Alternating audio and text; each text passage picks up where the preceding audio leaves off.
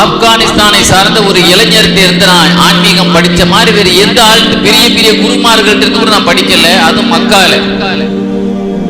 அந்த இளைஞர் என்னிடத்துல ஒரு கேள்வி கேட்டாரு, ஷகீகுல் பல்கி அவர்களே, உலக பற்றில்லாத வாழ்க்கை என்பதற்கு நீங்க என்ன அளவு வச்சிருக்கீங்க? உங்கள்கிட்ட நீங்க உலக பற்றற்ற வாழ்க்கைங்கிறதுக்கு நீங்க என்ன அளவுகோல் வச்சிருக்கீங்கன்னு என்கிட்ட பார்த்து ஒரு கேள்வி கேட்டார். அப்ப நான் சொன்னேன், கிடைச்சா சாப்பிடுவோம், கிடைக்கலன்னா பட்னியா இருந்து பொறுமையா இருக்கும், இதுதான் என்னட்ட உலக பற்றில்லாததுக்கு நான் அளவுகோல் அப்படின்னு சொல்லி நான் சொன்னேன். இது எங்க ஆப்கானிஸ்தானுடைய நாய்கள் கூட இதைதானே செய்யுது. எங்க ஆப்கானிஸ்தான்ல உள்ள நாய்கள் கூட இதைத்தானே செய்யுது. தப்சீர் குர்துபியில இமாம் குர்துபி இமாம் சொல்ற செய்தி இது. கிடைச்சா சாப்பிடும், கிடைக்கலன்னா நாய் பட்டின கிடக்கும், பொறுமையா இருக்கு. இதுவா ஆன்மீகம்? அப்ப நான் சொன்னேன், தம்பி நீங்களே சொல்லுங்களேன், உலக பற்றற்ற வாழ்க்கை என்பதற்கு என்ன அளவுகோல் நீ சொல்லேன்னு சொன்னதுக்கு அந்த இளைஞர் சொன்னாரு, கிடைத்தால் மற்றவங்களுக்கு கொடுக்கிறது, கிடைக்காட்டா பொறுமையா இருக்கு. கிடைச்சா நம்ம பசியாத்தான், வேற யாராவது பண்ணிருக்காங்களா? கிடைச்சா கொடுக்கிறது. ஷகீகுல் பல்கி ரஹ்மத்துல்லாஹி அலைஹி சில ஆப்கானிஸ்தானின் அதிபர் பதவியில் இருந்து இப்ராஹிம் நாத் ரஹ்மத்துல்லாஹி அலைஹி ஆன்மீகவாதியா போயிட்டாங்க. உமர் இப்னு அப்துல் அசீஸ் ரஹ்மத்துல்லாஹி அலைஹி அரசரா இருந்துகிட்டே ஆன்மீக தலைவராக இருந்தாங்க. நீங்க பாருங்க, அரசர்கள் எல்லாம் பிள்ளைகளே வந்து சொத்து சேர்க்கிறாங்க. ஆனா உமர் இப்னு அப்துல் அசீஸ் ரஹ்மத்துல்லாஹி அலைஹி பிள்ளைகளுக்கு சொத்தே சேர்க்கல. அவங்கள்ட்ட கேட்கப்பட்டுச்சு, நீங்க ஏன் உங்க பிள்ளைகளுக்கு சொத்து சேர்க்கல? அவங்க சொன்னாங்க, என் பிள்ளைகள் வந்து இறையச்ச உள்ளவங்களா இருந்தா அல்லாஹ் பணக்காரராக்கும்.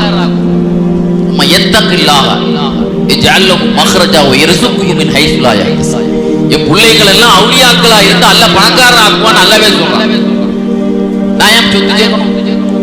அப்படி பாவியாக இருந்தா அந்த பாவத்தை அதிகமா செய்ய வேண்டிய வந்துடும். பணத்தை நான் வச்சிருந்தா நான் ஏன் பணத்தை வைக்கணும்னு சொன்னாங்க. எப்படிப்பட்ட தலைவர்! ஷகீகுல் பல்கி ரஹ்மத்துல்லாஹி அலைஹி வீட்டை விட்டே போயிட்டாங்க, ஆன்மீகத்துக்காக வேண்டி தன்னுடைய சொத்தை விட்டுட்டே போயிட்டாங்க.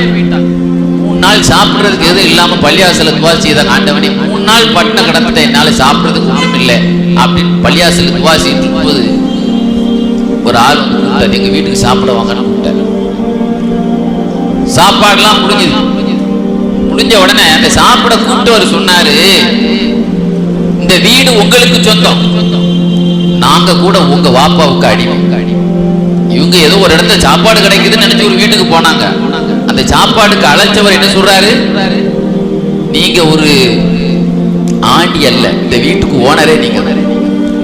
உங்க வாப்பா வந்து வியாபார விஷயமாக வெளிநாட்டுக்கு என்னை அனுப்பி வச்சிருந்தாங்க, நீங்க இதை விட்டு போயிட்டீங்க, இந்த வீடு உங்க வாப்பாவுக்கு சொந்தம், நாங்கெல்லாம் உங்க வாப்பாவுடைய அடிமைகள், அதனால இந்த வீடு எங்க போக போறீங்க, நீங்க இங்க இருக்க வேண்டிய ஆள்.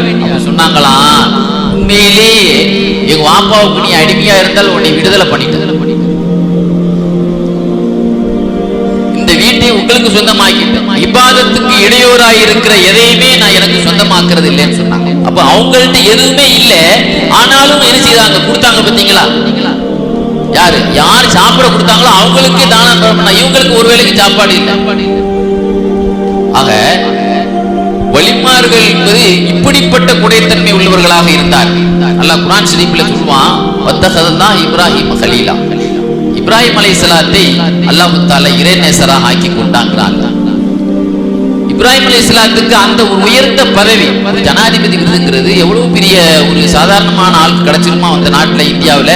அது அல்லாஹ்விட்ட இருந்து ஒரு விருது கிடைக்குதுன்னா, அது ஒரு இறைநேசருங்கிற அல்லாஹ்வுடைய நேசருங்கிற ஒரு பட்டம் கிடைக்குதுன்னா, அதுக்கெல்லாம் எவ்வளவு தியாகம் பண்ணணும்.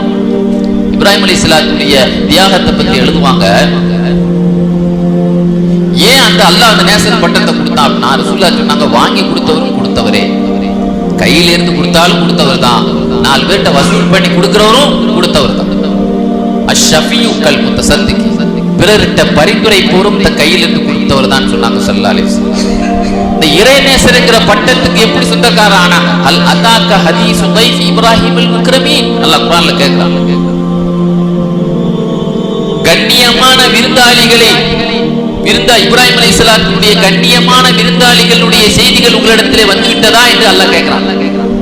கண்ணியமான இப்ராஹிம் அலைஹிஸ்ஸலாத்தினுடைய கெஸ்டுகள், விருந்தாளிகளுடைய செய்தி உங்களுக்கு வந்திருக்கிறதா, வந்திருக்குதானேங்கிறத அல்லாஹ் நமக்கு உணர்த்தி காட்டுறான். இப்ராஹிம் அலைஹிஸ்ஸலாத்தை மலக்குமார்கள் வந்து மனித உருவத்துல வந்த உடனே முதல்ல கண்டுபிடிக்காம இவங்க ஒரு பொரிச்ச மாடு கண்டுபிடிய பொரிச்சு அவங்களுக்கு சாப்பாட வச்சாங்கிற செய்தி அல்லாஹ் சொல்லி காட்டுறான்.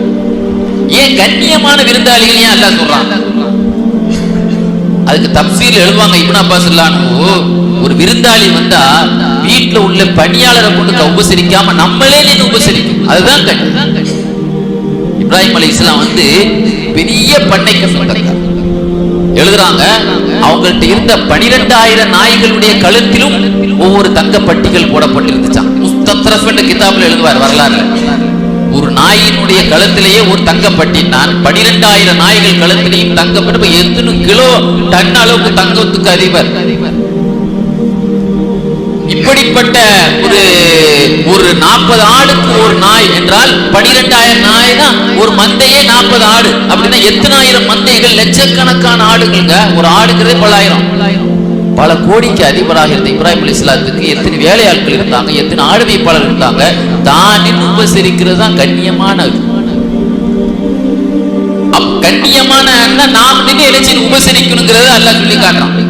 இன்னைக்கு பெரும் பெரும் பணக்காரர்களுக்கெல்லாம் பணிவிடைக்கு நிறைய பேர் இருப்பாங்க. தப்சீர் ராசியில இமாம் எழுதுவாங்க, ராசி ரஹ்மத்துல்லாஹி எழுதுவாங்க, இப்ராஹிம் அலைஹிஸ்ஸலாம் வந்து ஒரு நாள் விருந்துக்கு ஆள் இல்லைன்னு சொல்லி ஒரு கிராம வழியாக ஆளை தேடி போனாங்க. இன்னைக்கு ஆள் இல்லையே, நீங்க ஆள் இல்லையே. கடைசியில ஒரு குடிசை தெரிஞ்சு இங்கேயாவது ஒரு ஆள் கிடைப்பாங்க, இங்கேயாவது ஒரு ஆள் கிடைப்பாங்க அப்படின்ட்டு இங்கிருந்து சவுண்ட் விட்டாங்க. உள்ள குடிசை இருந்தா ஆள் இருக்குன்னு அர்த்தம். அத்ரி தூணல்லை, நீங்க விருந்துக்கு வரீங்களா அப்படின்னு சவுண்ட் விட்டாங்க. ஆமா நாங்க வர்றோம். உங்கள்கிட்ட குழம்பு பாலோ அல்லது தேனோ எதுவும் வச்சிருக்கீங்களா? ரொட்டி மற்ற உணவு இருக்கு, அதுல குழம்பு மட்டும் எனக்கு கொஞ்சம் கம்மியா இருக்குது, உங்கள்கிட்ட பாலோ அல்லது தேனோ எது இருந்தா அதை எடுத்துட்டு வாங்க அப்படிங்கிறது சத்தம் போட்டாங்க. உள்ள இருந்தால் ஒரு இறைநேசர், இந்த குடிசையில் இருந்தால் தான் பாருங்க இறைநேசருக்கு அல்லாஹ் விருந்து கொடுக்கறதா இருந்தாலும் ஒரு இறைநேசரை தான் அல்லாஹ் கொடுத்தாங்க. அந்த உள்ள நான் வர்றேன்னு சொன்னால் என்ன செய்தார், உங்களுக்கு பாலோ தேனோ தானே வேணும். 2 கல் எடுத்துக்கிட்டு 2 தடி தட்டினார். ஒரு கல்லில் இருந்து பால் வடிது, ஒரு கல்லில் இருந்து தேன் வடி. அப்போ உடனே அந்த இப்ராஹிம் அலைஹிஸ்ஸலாம் கேட்ட, ஆண்டவனே எனக்கு கூட இப்படி ஒரு கண்ணியம் கிடைக்கலையே, கல்லிலிருந்தே அவர் என்ன செய்யறாரு குழம்ப அள்ளி அவருக்கு கொடுக்குறிய, இந்த மாதிரி ஒரு கண்ணியம் கூட எனக்கு நடந்ததில்லை, எப்படி இவருக்கு இப்படி ஒரு பாக்கியம் கிடைச்சது? அப்ப அல்லாஹ் சொன்னான், மன்கான லில்லா ஃபகானலு, அவர் அல்லாஹ்வுக்காக யார் ஆனாங்களோ அவருக்காக நம்ம ஆயிடும். இந்த அளவிற்கு நமக்கு விருந்தாளிகள் வந்தால் கவலை, அவர்களுக்கு விருந்தாளி வரவில்லை என்றால் கவலை, அதுக்காக பயணம். ஒரு நாள் பஞ்சம் ஏற்பட்டது இப்ராஹிம் அலைஹிஸ்ஸலாத்துடைய பகுதியில. மக்கள் ரொம்ப பஞ்சத்தில் இருந்த உடனே வசூல் பண்றதுக்காகவே மிஸ்ர் நாட்டுக்கு அவருடைய நண்பர்கிட்ட உணவுக்காக, மக்களுக்கு உணவுக்கு கஜா புயலுக்காக வேண்டி பல நாடு பல மாவட்டங்கள்ல உதவி நடந்துச்சா இல்லையாங்க? அந்த மாவட்டத்தை அல்லாதவங்க கூட மனிதாபிமான அடிப்படையில் உதவி செய்தாங்களா இல்லையா? அது மாதிரி மிஸ்ர் நாட்டுல தன்னுடைய நண்பர்கிட்ட நீங்க போய் மக்களுக்கு பஞ்சத்தில் இருக்கிறாங்க, அவங்களுக்கு உதவி உணவு என்ன செய்யணும், யாரும் ஏற்பாடு பண்ணி கொடுக்கணும்னு நிதிக்காக வேண்டி, உணவு தானியத்துக்காக வேண்டி பைகள் நிறைய பைகளை எடுத்துக்கிட்டு அடிமைகளை அனுப்பி வச்சாங்க. அவருடைய நண்பர் என்ன சொன்னார் தெரியுமா? இங்கேயும் மக்கள் ரொம்ப கஷ்டத்துல இருக்கிறாங்க, அவங்களுக்கு தேவைன்னா சொல்லுங்க, நான் சாப்பாடுக்கு உணவுகள் தர்றேன், மக்களுக்கு உதவி செய்யறதுன்னா நான் தரமாட்டேன். ஏன்னா எங்க ஊர் மக்களும் கஷ்டப்படதான் செய்யறாங்க. இப்ராஹிம் அலைஹிஸ்ஸலாம் வீட்டுக்கு கேட்கிறேன் தான் தரேன், ஆனா அந்த மக்களுக்கு உணவுக்காக நான் அந்த பையில எதுவும் தரமாட்டேன்னு சொல்லிட்டேன். நண்பர்கிட்ட போனவங்க பையோடு மூடையோடு வருவாங்கன்னு மக்கள் நினைக்கத்தானே செய்வாங்க. அந்த அடிமைகள் எப்படிதான் மக்கள் முகத்துல முழிக்கிறது, இப்ராஹிம் அலைஹிஸ்ஸலாத்துக்கு எப்படி சொல்றதுன்ட்டு வர்ற வழியில பார்த்தாங்க, நிறைய பொடி கற்களா இருக்கு. அந்த பொடி கற்களை எல்லாம் அந்த 2 மூட்டையிலே அடிமைகள் நிரப்புனாங்க. அந்த 2 மூட்டையிலே நிரப்பி இப்ராஹிம் அலைஹிஸ்ஸலாத்துடைய வீட்டுல கொண்டு வந்து அந்த பொடி கற்கள் மூட்டையை கொண்டு மூடி கட்டி கொண்டு போட்டாங்க. இப்ராஹிம் அலைஹிஸ்ஸலாத்து சொன்னாங்க, நபி அவர்களே, நீங்க உங்க நண்பர் எதுவும் தரல, கல் மூட்டையை தான் கட்டி வச்சிருக்கேன். ஏன்னா மக்கள்கிட்ட எப்படி வெக்கப்பட்டு வெறும் பைய தீட்டு வந்தா எப்படி வெக்கப்பட்டு என்ன செய்யறேன், பாலைவனத்துல அந்த ரோட்ல கிடக்கிற கற்கள் அள்ளி கொண்டு வீட்டுல மூட்டை கட்டி வச்சிருக்கோன்னே இப்ராஹிம் அலைஹிஸ்ஸலாத்துக்கு கவலை வந்துருச்சு. அந்த கவலையிலேயே தூங்கிட்டாங்க. இப்படி ஆயிப்போச்சு, எப்படி மக்களுக்கு உதவி செய்யறதுங்கிற கவலையிலேயே தூங்கிட்டாங்க. சாரா அம்மா என்ன செய்தாங்க, 2 மூட்டை இருக்காயினா ஒரு மூட்டையை உடைச்சு பார்த்தாங்க, அழகான நயம் மாவு இருக்கு. அதுல என்ன இருக்கு? நயம் மாவு. உடனே ரொட்டி சுட ஆரம்பிச்சிட்டாங்க. இப்ராஹிம் அலைஹிஸ்ஸலாம் முழிக்கிறாங்க, ரொட்டி சமையல் நடந்துட்டு இருக்கு. யாரு மாவு தந்ததுன்னு கேட்டாங்க. இப்ராஹிம் அலைஹிஸ்ஸலாம் உங்களுக்கு தெரியும் இந்த பையில இருக்கிறது கல் மூட்டை தான், இது மாவு மூட்டை இல்லைங்கிறது தான் அடிமைகள் தான் விஷயத்தை சொல்லிட்டாங்களே. அப்ப அவங்க சொன்னாங்க, மிஸ்ர் நாட்டுல உள்ள உங்க நண்பர் கொடுத்து விட்ட மாவு தான் அப்படின்னு சொன்னாங்க. என்னுடைய நண்பர் கொடுத்த மாவு இல்ல, கலீல் ரப்பி, என்னுடைய ரப்பு கொடுத்த மாவு சொன்னாங்க. அதனாலதான் அல்லாஹ் அவர்களுக்கு கலீல் என்று அல்லாஹ் பேர் வைத்தான் என்று சொன்னாங்க. மற்றவங்களுக்காக ஒரு மனிதன் வாழ ஆரம்பித்து விட்டால் வானத்திலிருந்து நம்ம சேர்த்து வைக்கிற கல் மூட்டை கூட அது தானியமாக மாறி மக்களுக்கு தானம் கொடுக்கக்கூடிய நிலையில் வந்து விட்டார். இதான் அதாவது ஹில்யத்துல் அவுலியா அபூ நுஐம் ரஹ்மத்துல்லாஹி அலைஹி 8 பாகங்கள் வலிமார்கள் வரலாறு எழுதியிருக்கிறார். வலிமார்கள் சஹாபாக்களுடைய வரலாறு ஹில்யத்துல் அவுலியா, அற்புதமான வரலாறு. அதுல எழுதுவாங்க, இப்ராஹிம் அலைஹிஸ்ஸலாம் அவர்களுக்கு ஒரு சமயம் இறை நேசருங்கிற பட்டத்தை வழங்குவதற்காக இஸ்ராயில் அலைஹிஸ்ஸலாம் வீடு தேடி விருது கொடுக்க வந்தார்கள். இப்ராஹிம் அலைஹிஸ்ஸலாம் வீடு கூட பூட்டப்பட்டிருந்தன. கதவை திறந்து உள்ளே எதிர்பார்த்து கொண்டிருந்தார்கள். இப்ராஹிம் அலைஹிஸ்ஸலாம் பூட்டிட்டு போயிருந்த வீடுக்கு திறந்து இருக்கிறத ஒண்ணு வீடு பூட்டப்பட்டே இருக்குது. உள்ள இஸ்ராயில் அலைஹிஸ்ஸலாம் உள்ள போய் வந்தாங்க. ஏன்னா பூட்ட வீட்லயும் இஸ்ராயில் அலைஹிஸ்ஸலாம் அவங்க வரதனை செய்வாங்க. கதவு திறந்தா இஸ்ராயில் அலைஹிஸ்ஸலாத்துக்கு ஒரு தடை இல்லையே. கதவு திறக்கிறாங்க, ஒரு மனிதருக்கு ரோஷம் வந்துருச்சு. என் வீட்டுல எப்படிங்க என்கிட்ட கேட்காம வந்தான்னு சொன்னாங்க. என் ரப்புடைய அனுமதியோடு வந்திருக்கிறேன் விளங்கிட்டாங்க இஸ்ராயில் அலைஹிஸ்ஸலாம். நீங்க எதுக்கு வந்திருக்கீங்க? ஒரு மனிதர் அல்லாஹ்வுடைய நேசருங்கிற ஒரு தகுதியை பெற்றிருக்கிறார், ஒரு சுப செய்தி சொல்ல வந்திருக்கிறேன்னு சொன்ன உடனே அந்த சுப செய்தியை சொல்ல நீங்கள் செல்லும் பொழுது என்னையும் உங்க கூட அழைச்சு அல்லாஹ்வுடைய நேசருங்கிறது இந்த உலகத்துல ஒரு மனிதன் அல்லாஹ் சொல்லி விடுறான்னா அது சாதாரண ஆளா இருப்பாரா? அவரை நானும் பார்க்கணும்ன உடனே அந்த பேர் உங்களுக்கு தாங்க அல்லாஹ் தர சொல்லி இருக்கிறான்னு சொன்ன உடனே தகுதி என்ன தகுதி இருக்கு எனக்கு? அந்த பேரை பெறுறதுக்கு அந்த விருதுக்கு எனக்கு என்ன தகுதி இருக்குது? ஒரே ஒரு தகுதி, நீங்கள் கொடுக்கும் கரம் மக்கள்கிட்ட கேட்கும் கரம் அல்ல. நீங்கள் கொடுக்கிற காரணத்தினால் தான் உங்களுக்கு இப்படி ஒரு பாக்கியம். நீங்க பாருங்க, அபூ உமாமத்துல் பாஹிலி ரலியல்லாஹு அன்ஹு பத்தி எழுதுவாங்க, யாராவது ஏதாவது கேட்க வந்தா அடுப்புக்களை போகலாம், ஏதாவது ஒரு வெங்காய டப்பால வெங்காயம் கிடந்தா கூட எங்க வீட்டுல ஒண்ணும் இல்ல, வெங்காயம் இருக்கு, வெங்காயம் சட்னிக்கு தேவை, சாம்பாருக்கு தேவை, சும்மா பழைய சூ சாப்பிடாத கூட கடிச்சு சாப்பிடுவோம். வெங்காயங்கிறது எல்லாத்துக்குமே தேவையான ஒரு பொருள். வெங்காயங்கிறது எல்லாத்துக்கும் யூஸ் ஆகுது இல்லங்க. ஒரு வெங்காயத்தையாவது நீங்க பயன்படுத்திக்கங்க. இப்போதைக்கு வந்த மட்டும் இல்லைன்னு நீங்க போக வேண்டாம். ஒரு வெங்காயத்தை கூட கொடுப்பாங்களாம். அபூ உமாமத்துல் பாஹிலி ரலியல்லாஹு அன்ஹு. ஒரு நாள் அவங்கள்ட்ட ஒரு விருந்தாளி வரும்பொழுது ஒரு யாசகர் விருது இது கேட்க வர்றாரு. 3 திர்ஹம் தான் இருந்தது. 3 தீனார் தான் இருந்து 3 பேருக்கு அன்னைக்கு யாசகர் வந்தாங்க. 3 பேருக்கு கொடுத்துட்டாங்க. அன்னைக்கு சாப்பாடுக்கு வழி இல்லை, நோம்பு வச்சிருந்தாங்க. நோம்பு திறக்கிறதுக்கும் அன்னைக்கு நாஸ்டாவுக்கு வழி இல்லை. பள்ளியாசல் இவருக்கு பாங்க சொன்ன உடனே பள்ளியாசலுக்கு போயிட்டாங்க. அடிமைக்கு கோபம்.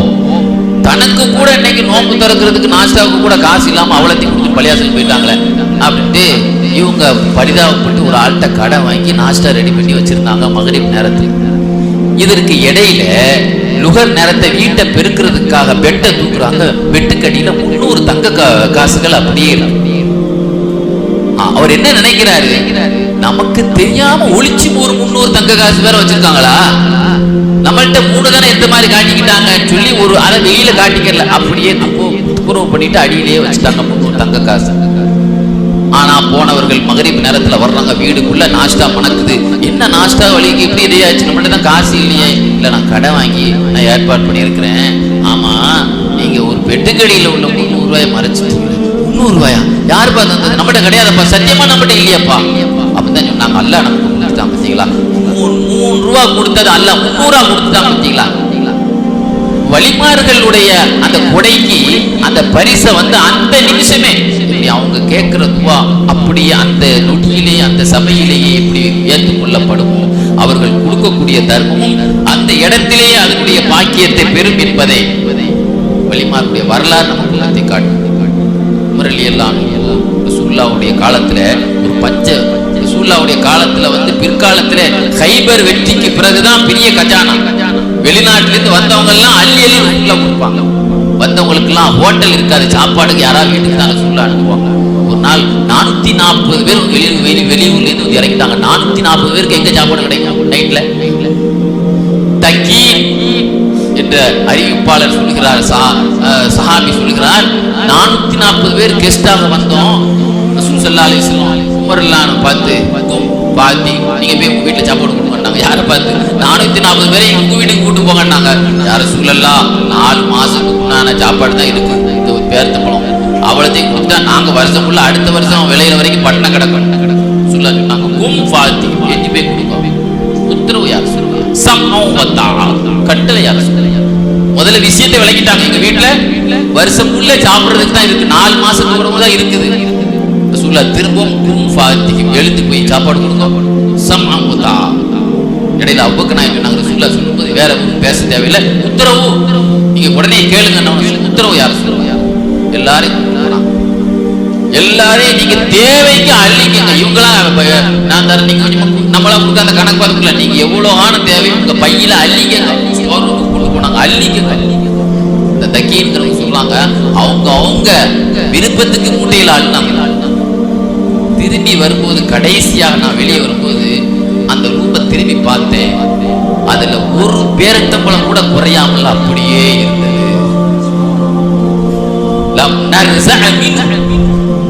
அதுல ஒண்ணு கூட உள்ள நுழையும் போது எப்படி இருந்ததோ 440 பேரும் அள்ளிட்டு வந்தது, அதுல ஒண்ணு கூட குறையல. அப்போ ரசூலுல்லாஹ் அவங்களுக்கு கூட கொடுத்தாங்களா பாருங்க. 440 பேர்களுக்கு கொடுக்கக்கூடிய மனசு பாருங்க. அல்லாஹ் அந்த நேரத்துல எவ்வளவு ஒரு பரக்கத்தை கொடுத்தாங்க பார்த்தீங்களா? இன்னைக்கு விருந்தாளிகள் வந்தால் நம்ம என்ன செய்யறோம்? வந்துட்டாங்களே நினைப்போம். அலி எல்லாம் வீட்டுல அலி எல்லாம் 7 நாள் விருந்தாளி வரலன்னா கதறி அழுதான். ஏன் அழுதையும் கெடுக்கலாங்களா? 7 நாளைக்கு என் வீட்டுக்கு விருந்தாளி வரல,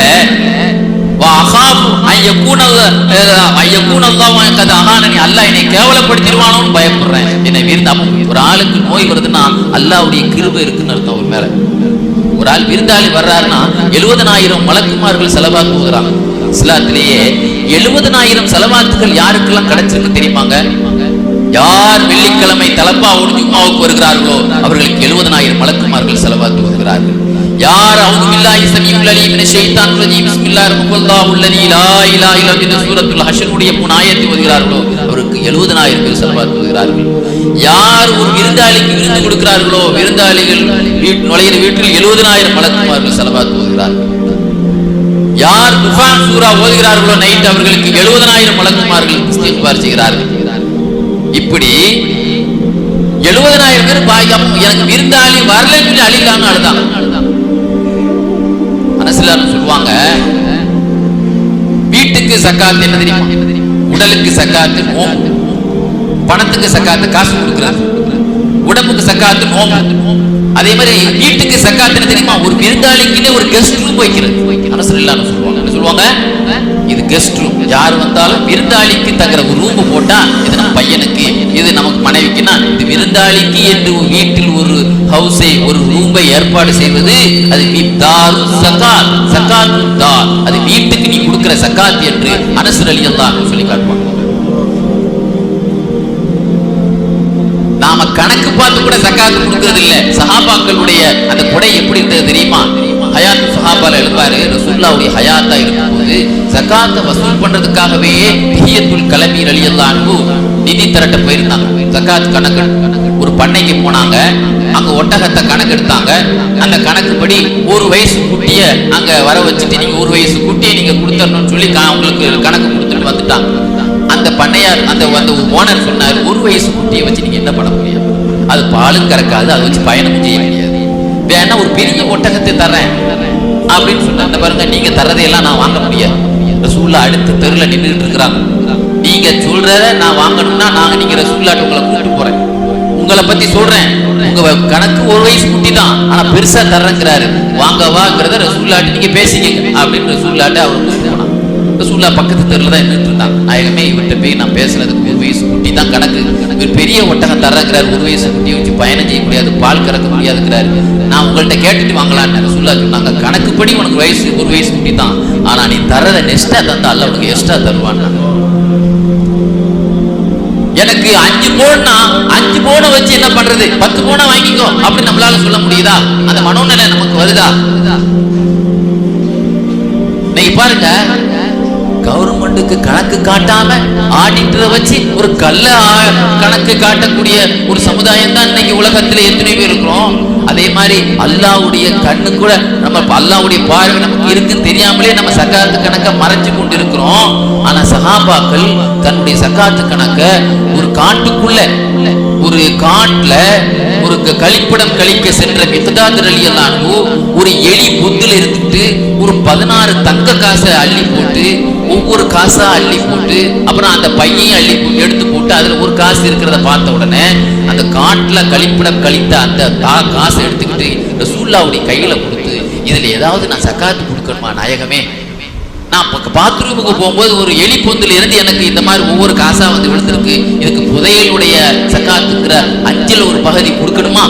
புதையல் எடுத்தா நமக்கு 5ல் ஒரு பகுதி கொடுக்கணும், அது எனக்கு உண்டா நாயகமே என்று கேட்ட உடனே ரசூலுல்லாஹ் சொன்னாங்க, நீ கையால எண்ணா தான் புதையல், ஒன்னே நோக்கி வீசப்பட்டதுன்னா அல்லாஹ் உனக்கு கொடுத்தா அது பாக்கியம், அல்லாஹ் உனக்கு பரக்கத்து செய்வான். நீ நல்ல மனசோடு வந்து நம்மள்ட்ட வந்து பரக்க சதக்கா கொடுக்கணுமான்னு கேட்டியே, ரசூலுல்லாஹ் துவா செய்தாங்க. அந்த துவாவுடைய பலன் என்ன தெரியுமா? அவங்களுடைய மனைவி துவா சொல்லுவாங்க, எத்தனை ஆண்டுகள் ஆகி கூட அந்த காசு எங்க வீட்டுல இருந்துகிட்டே இருந்துச்சு ரசூலுல்லாஹ்வுடைய துவாவுனால. இன்னைக்கு எத்தனை லட்சத்தை அழிச்சிடலாம், எத்தனை கோடியை அழிச்சிடலாம். அப்போ சக்காத் கொடுக்கணும்னு ஒரு உணர்வு வந்ததுனால் அந்த 17 கோடிக்கு சமமான காசாக அல்லாஹ் கொடுக்கலையா? அப்ப அந்த உணர்வு இன்னைக்கு சவுதியினுடைய மன்னர், இந்த மன்னருடைய குடும்பம் எவ்வளவு செழிப்பா இருக்கு. ஒரு காலகட்டத்தில் ஆயிஷா நாயினுடைய அக்கா மகன் தான் சுல்தானாக மன்னராகவே இருந்தார். சவுதியினுடைய மன்னரே யார்? அப்துல்லா இப்னு சுபைர் தான் சவுதியினுடைய மன்னராக இருந்தார். சவுதியுடைய மன்னரா இருக்கும் பொழுது தன்னுடைய சின்னம்மா ஆயிஷா நாய்க்கு 2 கூடையில தங்க காசு அள்ளி கொடுத்துட்டாங்க, வெள்ளிய. மன்னர் குடும்பத்துக்கு தான் கோடிக்கணக்கான பணம் இருக்குலாங்க. சவுதியினுடைய மன்னரே யாருதான்? அப்துல்லா இப்னு சுபைர், அபூபக்கர் நாயகனுடைய பேரன். தன்னுடைய சின்னம்மாவுக்கு 2 மூட்டை எடுத்து கொடுத்துட்டான். மூட்டையை உடைச்சு பார்த்தா 1,80,000 வெள்ளி இருந்தது. ஆயிஷா நாயகி அன்னைக்கு மாலை பொழுதுல கூட ஒரு காசை வைக்கல, அவ்வளவு அள்ளி வீசிட்டாங்க, எல்லாருக்கும் தானதம் பண்ணிட்டாங்க. ரசூலுல்லாஹ் யார்? உலகத்திலே நம்பர் 1 நான் தான் கொடை உள்ளன். அவங்களுக்கு ஜோடியா இருந்தவங்க அதே மாதிரி தான் இருப்பாங்க. அந்த வாடை இன்னைக்கு நம்மள மாதிரி நம்முடைய மனைவி ஆக்க முடியுதா?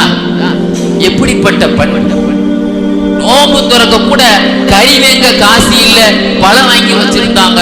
நம்முடைய அடிமை கேட்டாங்க, நீங்க நாஸ்டாவுக்கு ரொட்டிக்கு கூட ஒரு கறிக்கு காசு வைக்க கூடாதா? என்னை குறை சொல்லாதமா, நீ ஞாபகப்படுத்தி தான் எடுத்து வச்சிருப்பேன்னு சொன்னாங்க. எப்படிப்பட்ட ஒரு கொடைத்தன்மை சஹாபாக்கள் இருந்தது.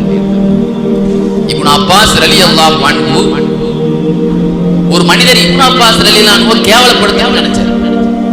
கேவலப்படுத்துறதுக்கு அவர் என்ன ஒரு ஐடியா பண்ணார்னா, மக்கள்கிட்ட போனார், எல்லாரையும் நாளைக்கு காலையில நாஸ்டாவுக்காக இப்னு அப்பாஸ் அவர்கள் அழைத்திருக்கிறார்கள், உங்கள்கிட்ட வர சொன்னாங்க. போய் சொல்லிட்டாங்க, கேவலப்படுத்துறதுக்கா இப்னு அப்பாஸ் அவங்களை கேவலப்படுத்திருக்காங்க. மக்கள் எல்லாம் திரண்டு வீட்டுக்கு காலையில நாஸ்டா டயத்துக்கு வந்துட்டாங்க. இப்னு அப்பாஸ் கேட்டாங்க, எதுக்கு வந்துட்டீங்க எல்லாரும்? நீங்க தானே நாஸ்டாவுக்கு வர சொன்னீங்களாம். கேவலப்படுத்துறதுக்கு அப்படி சொல்லியிருக்கான். விளங்கிட்டாங்க. கொஞ்சம் பொறுங்க அப்படின்னு எல்லாரும் உட்கார வச்சுட்டு கடையில பழம் வாங்கிட்டு வந்து எல்லாத்துக்கும் பழம் கொடுத்தாங்க. இந்த பழத்தை சாப்பிட்டு இருக்க நான் ரொட்டி போட்டு தரேன், எல்லாத்துக்கும் ரொட்டி நாஸ்டா அவங்க ரெடி பண்ணாங்க. நம்ம என்ன சொல்லுவோம்? நான்லாம் கூப்பிடல, எவனோ ஒருத்தவங்களுக்கு சொல்லியிருக்கான் அப்படிம்போம். அடுத்து நம்ம உண்மையிலே விருந்து கூப்பிட்டா வரமாட்டாங்க, இந்த ஆள் கூப்பிட்டு வரலாம்பா, நான் கூப்பிடலாமா அப்படிலாம் நினைப்பாங்க. அவன் கேவலப்படுத்த நினைச்சான். அவங்க உண்மையிலேயே விருந்த கொடுத்துட்டு சொன்னாங்களாம், டெய்லி உங்களால வர முடியுமா என் வீட்டுக்கு நாஸ்டாவுக்கு? வரணும்னா டெய்லி வாங்க என் வீட்டுக்கு நாஸ்டாவுக்கு சொன்னாங்க.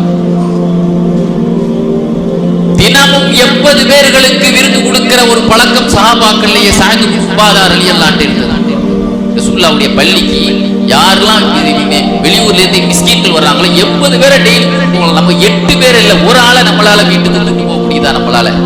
எப்படிப்பட்ட சஹாபாக்களுடைய கொடை! கண்ணியத்திற்குரியவர்களே, சஹாபாக்கள் எப்படி இருந்தார்களோ அதே போலதான் இப்னு அப்பாஸ் ரலியல்லாஹு அன்ஹு ஒரு ஆள் வந்து சொன்னாரு, எனக்கு ஒரு குழந்தை பிறந்திருக்கு, பிறந்துட்டு தாய் இறந்துட்டாங்க. எவ்வளவு பெரிய கவலையான விஷயம். சொன்னாங்களாம், அல்லாஹ் உனக்கு ஒரு குழந்தையை தந்திருக்கிறான், பரக்கத்து அல்ஹம்துலில்லாஹ், அந்த தாய் இறந்ததற்காக வேண்டி நீ பொறுமையா அல்லாஹ் உனக்கு தருவான் அப்படின்னு சொல்லிட்டு அந்த ஆள் சொன்னாரு, பிள்ளைக்கு பால் கொடுக்குற தாய்க்கு கூட காசு கொடுக்க என்கிட்ட காசு இல்லைன்னு சொன்னாரு. இந்த பிள்ளைக்கு தாய்ப்பால் கொடுக்கறதுக்கு ஒரு வாடகை தாய்க்கு தான் காசு கொடுப்பாங்க, 2 வருஷத்துக்கு அக்ரிமெண்ட் கொடுப்பாங்க. அதுக்கு கூட இந்த தாய்ப்பால் கொடுக்க கூட எனக்கு காசு இல்லைன்னு உடனே ஒரு 100 தங்க காசு எடுத்து கையில கொடுத்தாங்க. எவ்வளவு கொடுத்தாங்க? 100 தங்க காசு. 100 தங்க காசுங்கிறது இன்னைக்குள்ள மதிப்பின்படி பார்த்தேன்னு சொன்னா 1,20,000 ரூபாய், 12 லட்சம் ரூபாய் இன்னைக்குள்ள மதிப்பின்படி. 10 தங்க காசு தான் வந்து 1,20,000 ரூபாய். 20 தங்க காசு இருந்தா சகாத் கொடுக்கணும், 10 பவுன் தங்கம். 12 லட்சத்தை கையில கொடுத்துட்டு கஷ்டமான நேரத்துல வந்திருக்கப்பா, செழிப்பா நேரத்துல வா, இதை விட செழிப்பா தரேன்னாங்க. எப்படிப்பட்ட பாருப்பட்ட தாய்ப்பால் கொடுக்கறதுக்கு காசு இல்லைன்னு சொன்னதுக்கு 12 லட்சத்தை கையில கொடுத்துட்டு கஷ்டமான நேரத்துல வந்திருக்க, இன்னும் செழிப்பா நேரத்துல வா, இதை விட அதிகமா தருவேன்னு சொன்ன உடனே அந்த மனிதர் சொன்னாராம், அரபு நாட்டிலே ஒரு கொடைவள்ளல் இருந்தான். அந்த காலத்திலே ஹாத்தம் பை என்று சொல்வார்கள். அவன் பிறப்பதற்கு ஒரு நிமிடத்துக்கு முந்தி நீங்கள் பிறந்திருந்தால் இந்த சமுதாயம் உங்களைத்தான் கொடைவள்ளல் என்று அவனை மறந்துருக்கும் சொன்னான். அவர் என்ன சொன்னாராம், அவன் என்ன கொடைவள்ளல் ஆத்தமுத்தை என்பவர் ரசூலுல்லாஹ்வுடைய காலத்துக்கு அரபு நாட்டில் ஒருத்தன் பெரிய கொடைவள்ளல் இருந்தான். அவன் பிறக்கிறதுக்கு ஒரு நொடி பொழுது நீங்கள் பிறந்திருந்தால் உங்களுக்கு பக்கத்தில் அவன் நிற்க முடியுமா? இந்த சமுதாயம் உங்களைத்தான் புகழும் என்று சொன்னார்கள். ஒரு மனிதன் தானம் கேட்டு ஒரு ட்ரெஸ்ஸை கொடுத்தாங்களாம். எதுக்கு ட்ரெஸ்ஸை கொடுக்குறீங்க? ரசூலுல்லாஹ் என்ன சொன்னாங்க தெரியுமா? நாம தர்மத்தில் சென்டிமெண்ட் பார்க்கிறோம். ஒரு ஃபார்முலா, இறைநேசர்களுடைய ஃபார்முலா என்ன தர்மத்தில்? ரசூலுல்லாஹ் என்ன சொன்னாங்க தெரியுமா? ஒரு மனிதனுக்கு நீ உடைய ட்ரெஸ்ஸா தர்மமா கொடுத்தால் அந்த உடை மேனியில் இருக்கும் காலமெல்லாம் உனக்காக அது உன் பாவம் மன்னிக்கப்படும். ரசூலுல்லாஹ் சொன்னாங்க. ஒரு ஆளுக்கு ட்ரெஸ் கொடுத்தா உனக்கு அந்த உடம்புல அந்த ட்ரெஸ் இருக்கிற காலமெல்லாம் பாவம் மன்னிக்கப்படும் சொன்னதுனாலதான் என் பாவம் மன்னிக்கப்படுறதுக்காக நான் கொடுத்தேன். அலி ரலியல்லாஹு ஒரு ஆள் வந்தார், தம்பி உன் கஷ்டத்தை சொல்லிடாத, உன் கஷ்டத்தை சொல்லும் பொழுதும் வாய் ரொம்ப வெக்கப்படுறத பாக்குற தைரியம் எனக்கு இல்லை. இன்னைக்கு எவ்வளவுதான் கண்ணீர் விட்டு அழுதா கூட இந்த மாதிரிலாம் கண்ணீர் விட்டாலும் அவங்களாம் எங்க கல்பெல்லாம் கரையாது. நீ முகத்துல எதையோ ஒரு தேவையை சொல்ல நினைக்கிற, அப்படியே வாயில சொல்லும் பொழுது வெக்கப்படுறதை தாங்குற சக்தி எனக்கு இல்லை. இந்த மண்ணில் எழுதி காட்டு. என்ன சொன்னாங்களா? இந்த மண்ணில் எழுதி காட்டு. அவர் தன்னுடைய தேவையை சொன்ன உடனே அவருக்கு ஒரு ஜோடி ட்ரெஸ் கொடுத்தாங்க. அவர் உடனே ஒரு கவிதை படிச்சாரு, இந்த ட்ரெஸ் அழிந்தாலும் உங்கள் புகழ் அழியாது அப்படின்னு சொன்ன உடனே 100 தங்க காசை கையில் கொடுத்தாங்க. பக்கத்துல ஒரு அடிமை கேட்டாரு, ஏதாவது ஒண்ணு கொடுக்கலாமே, ஒண்ணு ட்ரெஸ் கொடுத்துட்டிய, 2வது தங்க காசையா கொடுத்தீங்க? ரசூலுல்லாஹ் சொன்னாங்க, தர்மத்துல கூட சில விதியை கடைபிடிக்க சொன்னாங்க. அன்சிலின் நாசம், மக்களுடைய பாத்திரம் அறிந்து பிச்சை எடு. இன்னைக்கு தமிழ்ல பழமொழி சொல்லுவான், பாத்திரம் அறிந்து பிச்சை எடு. தரம் பார்த்து அவருடைய தரத்துக்கு தகுந்ததை கொடுத்துருக்க. ஐஷா நாயிட்ட ஒரு ஆள் யாசகம் வந்தார், ஒரு ரொட்டி துண்டு கொடுத்தான். இன்னொரு ஆள் போனார் குதிரையில், அவருக்கு கூட வச்சு விருது கொடுத்தார். அம்மாட்ட கேட்கப்பட்டுச்சு, அந்த ஆளுக்கு ரொட்டி துண்டை நீங்க கொடுத்துட்டு அனுப்பிட்டீங்க, இன்னொரு ஆளை போனவரை கூட இருந்து அவங்களுக்கு சாப்பாடு கொடுத்தீங்களே. ரசூலுல்லாஹ் அன்சிலின் நாசம் மனாசிலும், தரம் பார்த்து தான தர்மம் பண்ணணும்னு சொன்னாங்க. அதனாலதான் அவருக்கு அப்படி கொடுத்தேன், இவருக்கு இப்படி கொடுத்தேன் சொன்னாங்க. கண்ணியத்திற்குரியவர்களே, இப்படி நாம் வழிமார்களுடைய வாழ்க்கையை இந்த இடத்துல சொல்வது மூலமாக கற்பனையில கூட நம்மளால வாழ முடியுமா? சஹாபாக்கள் ஒரு அத்தியாயம் என்றால் தாபீன்கள் ஒரு அத்தியாயம், தபு தாபீன்கள் ஒரு அத்தியாயம். எல்லாரையும் கொஞ்சம் கொஞ்சம் நினைவுபடுத்துகிறேன். முர்ஷிதுத்துல்லா, அருமையான ஒரு ஆன்மீக ஸைனுத்தீன் மலபாரி அவர்கள் எழுதிய அற்புதமான கிதாப். எவ்வளவு விஷயங்கள் நமக்கு தர்றாங்க தெரியுமா? நம்முடைய சஹாபாக்களுடைய காலத்தில் வாழ்ந்தவர்கள் தாபீன்கள். அப்துல்லாஹ் இப்னு ஆமிர் ரலியல்லாஹு அன்ஹு ஒரு ஆள்கிட்ட ஒரு வீடை விலைக்கு வாங்கினாங்க. விற்பதற்காக அந்த விலையை 70,000 ரூபாய் அந்த வீடை விற்பனை ஆச்சு. வீட்டுக்காரன் குடும்பமோடு சேர்ந்து அழுதுச்சு, இந்த வீடை விற்க வேண்டியது ஆயிப்போச்சேன்னு சொல்லி 70,000 ரூபாய் காசையும் வாங்கிட்டு அழுதாங்க. அப்படி இறக்கப்பட்டு இந்த வீடை நீங்களே வச்சுக்கோங்க, அந்த காசையும் நீங்களே வச்சுக்கோங்க, கையில் நம்ம கொடுப்போமா? காசு கொடுத்துலாங்க வீடை வாங்குறோம். அவங்க அழுகிறத பார்த்து இந்த வீடை நீங்களே வச்சுக்கோங்க, அந்த காசையை நீங்களே வச்சுக்கோங்க, கையில் கொடுத்தாங்க. இவங்கள்ட்ட ஒரு ஆள் பசுமாடு கேட்டார். நான் விவசாயி, ஒரு விவசாயி, ஒரு பசுக்கு 700 பசு வாங்கி, 700 என்னங்க, ஒரு பண்ணையே வைக்கலாம். பண்ணை வைக்கிறவங்க கூட 700 பசு இருக்காது. 700 பசுவை வாங்கி கொடுத்து அதுக்கு மேய்ப்பாளனை கொடுத்து அதை மேய்க்கிறதுக்கு ஒரு கிராமத்தையும் எழுதி வைத்தாங்களாம். யார்? அப்துல்லாஹ் இப்னு ஆமிர் ரலியல்லாஹு அன்ஹு. ஒரு ஆளு நம்ம கிட்ட உதவி கேட்கிறாரு, ஒரு 10 ரூபா கொடுத்தேன், கொஞ்சம் தாங்கன்னா கூட ஒரு 10 ரூபா கொடுப்போம். அப்படித்தானே நம்ம கொடுப்போம். இப்னுல் ஆஸ் என்ற மகான் அவங்கள்ட்ட ஒரு ஆள் உதவி கேட்கும் போது ஒரு லட்சம் ரூபா கொடுத்தாங்க. 1 லட்சம் ரூபா கொடுத்த உடனே அப்படியே அழ ஆரம்பிச்சிட்டாங்க. சொன்னாராம், இந்த மண் உங்களை தின்பதை அல்லாஹ் ஹராம். எல்லாரையும் ஒரு நாள் மண்ணில் வைக்கத்தானங்க போறாங்க, எல்லாரையும் ஒரு நாள் மண்ணில் வைக்கத்தானே போறோம். நபிமார்கள் மண்ணை உடலை மண்ணு தின்பதை அல்லாஹ் ஹராமாக்கிட்டான்னு சொன்னாங்க. அவர் நன்றியில சொல்றாரு, சிலவங்க அல்லாஹ் உள்ள குட்டியெல்லாம் நல்லா இப்படி ஒரு ஆளுக்கு ஒரு மாதிரி புகழ்வாங்கல்ல, அந்த அவர் சந்தோஷத்துல 1 லட்சம் ரூபாய் தானமா கொடுத்துட்டாங்களே. என்ன அல்லாஹ் உங்களை மாதிரி ஆட்களை எல்லாம் இந்த மண்ணு சாப்பிடுவதே ஹராம்ங்க அப்படின்னு சொல்லுவாங்க. கூட 1 லட்சம் ரூபாய் கொடுத்தாங்க.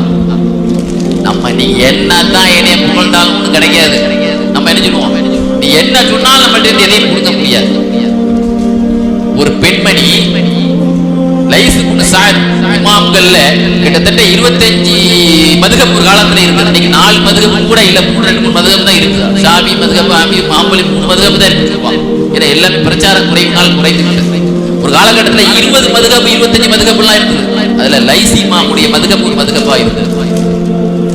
இமாம் லைஸ் இமாம்கிட்ட ஷாஃபி இமாமுடைய காலத்துல வாழ்ந்தவர்கள், தாபீன்களுடைய காலத்துல வாழ்ந்தவர்கள், லைஸ் இப்னு சஅத் ரஹ்மத்துல்லாஹி அலைஹி அவங்கள்ட்ட ஒரு பெண் வந்து எனக்கு ஒரு தேன் பாட்டில் தாங்க, ஒரு தேனை திண்ணையே கையில் கொடுத்தாங்க. ஒரு ஆள் கேட்டாரு, உங்கள்கிட்ட கேட்டது தேன் பாட்டில் தானே கேட்டாங்க, நீங்க ஒரு திண்ணையே கொடுத்தீங்கல்ல. அவங்க சொன்னாங்களாம், அந்த பெண் தன்னுடைய தேவைக்கு ஏற்ப கேட்டான், நான் என்னுடைய செல்வாக்குக்கு தகுந்த அளவுக்கு தானத்தை சொன்னாங்களா. அந்த பெண்ணு கேட்டது எந்த அடிப்படையில, தன்னுடைய சலத் அலா கத்ரி ஹாஜத்திக, அவளுக்கு தேவை ஒரு பாட்டல். ஆனா நஹனு நுதி அலா கத்ரி நிஅமத்தினா, எனக்கு அல்லாஹ் எவ்வளவு பரக்கத்தை கொடுத்திருக்கானோ அந்த பரக்கத்தின் அளவுக்கு தகுந்த எனக்கு ஒரு தின்னு கொடுக்குற அளவுக்கு வசதி இருக்கு, அதனால நான் கொடுத்தேன். இது மாதிரி ஷேக் அபு ஹாதி ரஹ்மத்துல்லாஹி அலைஹி அரபு நாட்டு பகுதியிலே ஆன்மீக பயணமாக துறவியாக சுற்றி கொண்டு இருந்த நேரத்தில் அவங்களுக்கு துறவிகள்கிட்ட ஏதாவது இருக்குமா, சாப்பாடுக்கு இல்லாம ஒரு இடத்துல படுத்து கிடப்பாங்க. அந்த துறவியா இருந்த நேரத்தில் அவங்களே கஷ்டப்பட்ட நேரத்தில் ஒரு மனிதர் தன்னிடத்தில் அவங்கள்ட்ட உதவி கேட்டோம்னா அவங்க சொன்னாங்களா, உனக்கு உதவி செய்யறதுக்கு எனக்கு எதுவும் இல்லை, வேணா என்னைய பஜார்ல கொண்டு போய் வித்திருப்பான். அபு ஹாதி இமாம் என்ன சொன்னாங்க, மகான் என்ன சொன்னாங்க, உனக்கு நானே ஒரு துறவியா சுத்திக்கிட்டு இருக்கேன், அதனால என்னை நீ பஜார்ல போய் வித்துரு. அப்ப அந்த ஆள் சொன்னாரு, இதனால உங்களுக்கு ஒன்றும் கஷ்டம் இல்லை. சரி, நான் அந்த யாசகர் கூட்டு போனார். இப்படி கூட்டு போற கழுத்துல கயிறை போட்டு அடிக்க மாதிரி எடுத்துட்டு போனார். மகான் என்ன சொன்னாங்களா, சும்மா கூட்டு போகாத, மா யத்திமு ஹாதா ஹத்தா தலா ஃபீ ரகபத்தி ஹப்லன், என் கழுத்துல கயிறை போட்டு எடுத்துட்டு போ பஜாருக்கு. கடைசியில 280 வெள்ளிக்கு வித்துட்டு போயிட்டாரு. வாங்கினவர் இந்த பெரிய மனுஷனை என்ன செய்யணும், அவர் இறக்கப்பட்டு விடுதலை பண்ண. இன்னொரு யாசகர் கேட்டார், அவரே நீ அந்த பஜார்ல போய் வித்துக்க, நீ வித்துக்க பண்ண அவர் 200 ரூபாய்க்கு வித்தார். அந்த மனுஷன் இறக்கப்பட்டு விடுதலை பண்ணிட்டார். சரி, இந்த வயசானதை வச்சு என்ன செய்ய. இப்படி காசு இல்லாட்டால் கூட அந்த கேட்டவருக்காக தன்னையே அடிமையாக ஆக்கி கொண்டவர்கள். அப்துல்லாஹ் முபாரக் ரலியல்லாஹு அன்ஹு ஹஜ்ஜுக்கு வந்திருந்தாங்க. ஒரு சமயம் ஹரம் ஷரீஃப்ல படுத்து தூங்கிட்டு இருந்தாங்க. கனவுல மலக்குமார்கள் பேசிக்கொள்வது அவங்களுக்கு காட்சிக்கு தெரிஞ்சது. 2 மலக்குமார்கள் பேசிக்கிறாங்க, இந்த வருஷம் எத்தனை பேர் ஹஜ்ஜுக்கு வந்திருப்பாங்க, சுமார் ஒரு 6 லட்சம் பேர் ஹஜ்ஜுக்கு வந்திருக்கிறாங்க. இன்னைக்கு 30-40 பேர் ஹஜ்ஜுக்கு போறாங்க. அந்த காலத்துக்கு முன்னாடி ஜனத்தொகை கம்மி, அவ்வளவுதான் இருந்துச்சு. அப்ப மலக்குமார்கள் பேசிக்கிறாங்க, ஒரு 6 லட்சம் பேர் இந்த வருஷம் ஹஜ்ஜுக்கு வந்திருப்பாங்க. அதுல யாருடைய எத்தனை பேருடைய ஹஜ்ஜி அல்லாஹ் கொல்லப்பட்டிருக்கு. மலக்குமார்கள் கனவுல பேசுற காட்சி இவர்கள் ஹரம் ஷரீஃப்ல படுத்து கிடக்கும்போது அவங்களுக்கு அந்த கனவு காட்சியில வருது. யாருடைய ஹஜ்ஜி அல்லாஹ் ஏற்றுக்கொள்ள, யார் ஹஜ்ஜி ஏற்றுக்கொள்ளல. ஆனா ஒரே ஒரு மனிதர் ஹஜ்ஜுக்கே வரல, அவர் ஆப்கானிஸ்தான்ல உள்ளவர், ஹஜ்ஜுக்கு வரல, நியத்து வச்சார் வரல. அவர் பறக்கத்தினால எல்லாருடைய ஹஜ்ஜி அல்லாஹ் ஏற்றுக்கொள்ள. அவர் வரவே இல்லை, வந்தவங்களுடைய யாரும் ஹஜ்ஜி ஏற்றுக்கொள்ளல. அவர் பேர் என்ன தெரியுமா, முவஃபிக். பேர் என்னது, முவஃபிக். அவர் ஒரு செருப்பு பாலிஷ் பண்ணக்கூடிய ஒரு தொழில். புள்ளி விவரமாக அவருடைய அட்ரஸ் உட்பட பேசிக்கிறாங்க. குளிச்ச உடனே நேரம் ஆப்கானிஸ்தான் போனாங்க. கரெக்டா வீட்டை கண்டுபிடிச்சிட்டாங்க. இவர் போகும்போது வீட்டுக்கு வெளியே அவர் வர்றாரு. உங்க பேர் என்ன, நீங்க என்ன அமல் செய்வீங்க, என்ன விஷயம் கேட்டாங்க. இந்த மாதிரி ஹரம் ஷரீஃப்ல நிகழ்ச்சி, நீங்க ஹஜ்ஜி செய்வீங்களா? செய்யல, ஆசை இருக்கு. டெய்லி ஒவ்வொரு வெள்ளியா நான் காசு சேர்த்து 300 வெள்ளி சேர்த்து வச்சிருந்தேன். ஒரு நாள் என்னுடைய மனைவி கர்ப்பமா இருக்கும் பொழுது பக்கத்துல வீட்டினுடைய ஒரு பொரிச்ச இறைச்சிக்குரிய மனம் வந்து அந்த வீட்டுல கொஞ்சம் வாங்கிட்டு வாங்கலன்னு ஆசைப்பட்டு கேட்டா. நான் போனேன். அந்த வீட்டுல உள்ளவங்க சொன்னாங்க, நாங்களே சில அனாதை பிள்ளைகளை வச்சு ஆதரிச்சுட்டு இருக்கோம். இன்னைக்கு அவங்களுக்கு கூட 3 நாளைக்கு சாப்பாடு கிடைக்காம ரோட்ல கடந்த ஒரு செத்த கழுதையை போய் ஒரு துண்டை வெட்டி கொண்டு வந்தாங்க சாமி பொரிச்சுக்கிட்டு இருக்கேன். அது எங்களுக்கு ஹலால், உங்களுக்கு ஹராம். நிர்பந்த சூழ்நிலையில அல்ல இறந்ததை கூட சாப்பிடலாம், உயிரை காப்பாத்துறதுக்காக சொல்லியிருக்கான். ஆனா உங்களுக்கு தர முடியாது. நீங்க கேட்டதுன்னா அந்த விளக்கத்தை சொல்லணும். ஒண்ணு, ஆஹா, பக்கத்து வீட்டுல இப்படி சாப்பாடுக்கு இல்லாம உயிருக்கு ஆபத்தான நிலையில நமக்கு ஹஜ்ஜி முக்கியமானது. இந்த 300 வெள்ளியை அங்க கொண்டு கொடுத்துட்டேன். ஹஜ்ஜி நம்ம வீட்டு வாசல்ல தான் இன்னைக்கு, அடுத்த வீட்டுடைய வாசல்ல தான் இன்னைக்கு ஹஜ்ஜி நியத்து வச்சேன்.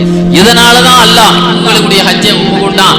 அந்த பரக்கத்தினால எல்லாருடைய 6 லட்சம் ஹஜ்ஜிக்கும் அந்த பாக்கியம் கிடைச்சது. பாத்தீங்களா எப்படிப்பட்ட வாழ்க்கை. ஹசன் பஸ்ரி ரஹ்மத்துல்லாஹி அலைஹி அவங்க ஒரு சபையில் இருக்கும்போது ஒரு ஆள் உதவி கேட்டாரு. சட்டையை கலத்தி அப்படி சபையிலே. அப்ப ஒரு ஆள் கேட்டாரு, வீட்டுல போய் ஏதாவது எடுத்து கொடுக்கத்தானே செய்யலாம், அதுக்குள்ள உங்களுக்கு என்ன அவசரம்? நீங்க அந்த சபையிலேயே சட்டையை கலத்தி நீங்க கொடுக்கறத வீட்டுக்கு போய் நீங்க ஏதாவது தேவைப்பட்டதை கூட்டு போய் எடுத்து கொடுக்கலாமே, நீங்க ஏன் அந்த அவசரப்பட்டீங்க சொன்னாங்களாம். அதுக்கு ஒரு சென்டிமெண்ட் உண்டுப்பா, அது ஒரு காரணம் உண்டு. நான் ஒரு பள்ளிவாசல ஒரு சமயம் உட்கார்ந்துட்டு இருக்கும்போது ஒரு யாசகர் வந்து பசிக்குதுன்னு கேட்டார். யாரும் கண்டுக்கல, நானும் கண்டுக்கல. அன்னைக்கு காலையில அவர் இறந்துட்டார். அன்னைக்கு காலையில அவர் என்ன செய்யறார், நைட்டு அவரு பசிக்குதுன்னு கேட்டால் யாரும் சாப்பாடு கொடுக்கல, நான் கூட கண்டுக்கல, மக்களும் கண்டுக்கல. அன்னைக்கு காலையில அவர் இறந்துட்டாரு. அவருக்கு ஒரு ஜனாசா துணியை புரிஞ்சு அடக்கிட்டாங்க.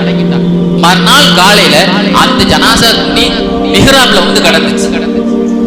அந்த துணி மக்கள் அடக்கிய துணி வெளியே வந்து கிடந்துச்சு. அந்த துணியில ஒரு வாசகம் எழுதப்பட்டிருந்துச்சு, உங்க கபன் துணியை நீங்களே எடுத்துக்கங்க, அல்ல அந்த துணியை ஒண்ணு ஏத்துக்கல அப்படின்னு சொல்லி சாப்பாடு கொடுக்காம கொண்டு குட்டிங்க துணியை வச்சு அடக்கிருக்கீங்களா, உங்க துணியை அல்ல ஏத்துக்கலன்னு அந்த எழுதப்பட்டிருந்துச்சு. அன்னையில இருந்து நான் ஒரு சத்தியம் பண்ணிக்கிட்டேன், எந்த யாசகரையும் இல்லாம அனுப்பக்கூடாது, தர்மத்தை தாமதிக்கணும். நாம மட்டும் கொடுத்துட்டு அவர் இறந்திருக்க மாட்டாரு, அதனால அந்த சபையிலேயே நம்ம கொடுத்துறணும் அப்படின்னு சொல்லி, அதனாலதான் சட்டையை கலத்தி நான் கொடுத்தேன்னு சொல்லி சொன்னான். அபூ ஹனீஃபா இமாமுடைய உஸ்தாத் முஹம்மது சூக்கா ரஹ்மத்துல்லாஹி அலைஹி எப்படிப்பட்டவங்கன்னா, அவங்களுடைய அண்ணன் மகன் ஒரு சமயம் அவங்கள்ட்ட உதவி கேட்டு வந்தவன அழுதுட்டாங்க. பெரியாப்பா, நீங்க அழுகுறது நீங்க இல்லைன்னு சொல்லிடலாம், அதுக்கு அழுகுறீங்களே, அழுகுறது அதுக்கு இல்லப்பா, என்னுடைய அண்ணன் மகன் கேட்கறதுக்கு முந்தி நான் கொடுத்துருக்கணுமே, கேட்கிற அளவுக்கு நான் கொடுக்காம இருந்துட்டேனே நினைச்சு அழுகுறேன். சொல்லப்படுது, அவங்க வாப்பாட்டு இருந்து 1 லட்சம் வெள்ளி அவங்களுக்கு வாரிசு சொத்தா கிடைச்சுதான். சில ஞானிகள் சொன்னாங்க, 1 லட்சம் ரூபாய் சேர்த்துட்டா உடனே தர்மம் கொடுத்துடணும். சில ஆன்மீக கருத்து கொடுத்த உடனே அவளத்தையும் தர்மம் கொடுத்துட்டு இவங்க போய் சக்காத் வாங்கினாங்களா ஒரு ஆள்கிட்ட. இப்னு அபி லைலாங்கிறவங்கிட்ட போய் எனக்கு சக்காத் தாங்க. எப்படிப்பட்ட அர்ப்பணமான வாழ்க்கை. இப்படிப்பட்டவர்களை எல்லாம் அல்லாஹ் இந்த இடத்துல பேசுவதற்கு பாக்கியம் வைத்திருக்காங்க.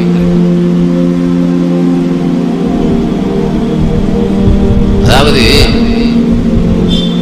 ஹயாத்துல் ஹயவான் அற்புதமான வரலாற்று நூல், 7ஆம் நூற்றாண்டு எழுதப்பட்ட ஒரு அற்புதமான உயிரினங்களை பற்றி. அதுல ஒரு ஆடை பத்தி எழுதுவாங்க. அந்த ஆடுல பாலும் கறக்கப்பட்டது, தேனும் கறக்கப்பட்டது. அந்த ஆட்டுல எதுவும் கறக்கப்பட்டுதான், பாலும் கறக்கப்பட்டது, தேனும் கறக்கப்பட்டது. அஷேக் அபு ரபீஉல் மாலிகி ரஹ்மத்துல்லாஹி அலைஹி சொல்வாங்க, ஒரு கிராமத்துல ஒரு இறைநேச பெண், சாலிகான பெண் இருக்கிறதாக எல்லாரும் போய் பார்த்துட்டு இருந்தாங்கன்னா, பெண்களை போய் பார்க்கிற வளமை இல்லை. சாலிகான பெண்ணா இருந்தாலும் ஆண்களை போய் சந்திப்போம், பெண்களை போய் நாங்க சந்திக்கிற வளமை இல்லை. இருந்தாலும் ஒரு அற்புதம், ஒரு கராமத்து அந்த பெண் வீட்டுல நடக்கிறதாக பேசிக்கிட்டாங்க. அந்த பெண்ணுடைய வைத்திருக்கக்கூடிய அந்த ஆட்டுல ஒரு மடுவில் பாலும் மடுவில் தேனும் கறப்பதாக பேசிக்கிட்டாங்க. எல்லாரும் ஒவ்வொரு பாத்திரத்தை கடையில் எடுத்துக்கிட்டு போய் அவங்க கொண்டு போற பாத்திரத்துல அந்த ஆட்டை தானே கறந்து குடிப்பாங்க. அதை நான் பாக்குறதுக்காக நான் ஒரு பாத்திரத்தை எடுத்துட்டு போனேன். அதை கறந்த ஒரு மடுகுல பால் வந்துச்சு, ஒரு மடுகுல தேன் வந்துச்சு. அந்த பெண்ணிட்ட கேட்டோம், எதனால இப்படி ஒரு அதிசயம் கேட்டேன். அந்த பெண்ணு சொல்லிச்சு, அதாவது ஹஜ்ஜி பெருநாள் வந்தது, எங்களுடைய கணவனை இதை அறுக்கலாம், எங்களுக்கு வருமானத்துக்கு அந்த ஒண்ணுதான் இருந்தது. எங்க வருமானத்துக்கு இருந்ததே ஒரே ஒரு வாகனம் தான் இருந்தது, ஒரே ஒரு ஆடு தான் இருந்துச்சு. இதை அறுத்தரலாமா? என்னுடைய கணவர் நல்ல மனிதர் சொன்னாரு, நமக்கெல்லாம் கடமை இல்லைங்க, நம்மளாம் ஏழை என்று சொல்லி சமாளிச்சுட்டேன். ஆனா பெருநாள் டயத்துல விருந்தாளிகள் வந்துட்டாங்க. விருந்தாளி வந்த உடனே வேற வழி இல்லாம அதை அறுக்க வேண்டியதாயிடுச்சு. இருந்தாலும் பசங்கள்லாம் பாசமாக அந்த ஆடை வளர்த்திட்டு இருந்ததுனால அவங்க முன்னால வச்ச அவங்க அழுதுற கூடாதுன்னு சொல்லி அவங்களுக்கு தெரியாம வீட்டுக்கு பின்னால போட்டு என் கணவர் அறுத்து குறிச்சார். அந்த ஆடு அறுக்கப்பட்ட அதே சமயத்தில் வீட்டினுடைய வாசல்ல ஒரு ஆடு கரெக்டா குச்சியாச்சு. அதே மாதிரி நான் நினைச்சேன், இந்த ஆடுதான் தப்பிச்சு வந்துட்டேன்னு சொல்லிட்டு நான் வளவுல போய் பார்த்தா அது அறுக்கப்பட்டு உரிக்கப்பட்டு கொண்டு இருக்குது. அந்த டயத்தில் அதே நேரத்தில் எங்க வீட்டினுடைய முன்வாசல்கள் வழியா சோறில் பாய்ந்த அந்த ஆடுதான் அல்லாஹ் எங்களுக்கு பகரமாக அந்த விருந்தாளியை நாங்கள் கண்ணியப்படுத்தின காரணத்தினால் எங்களுக்கு கொடுத்த ஆடாக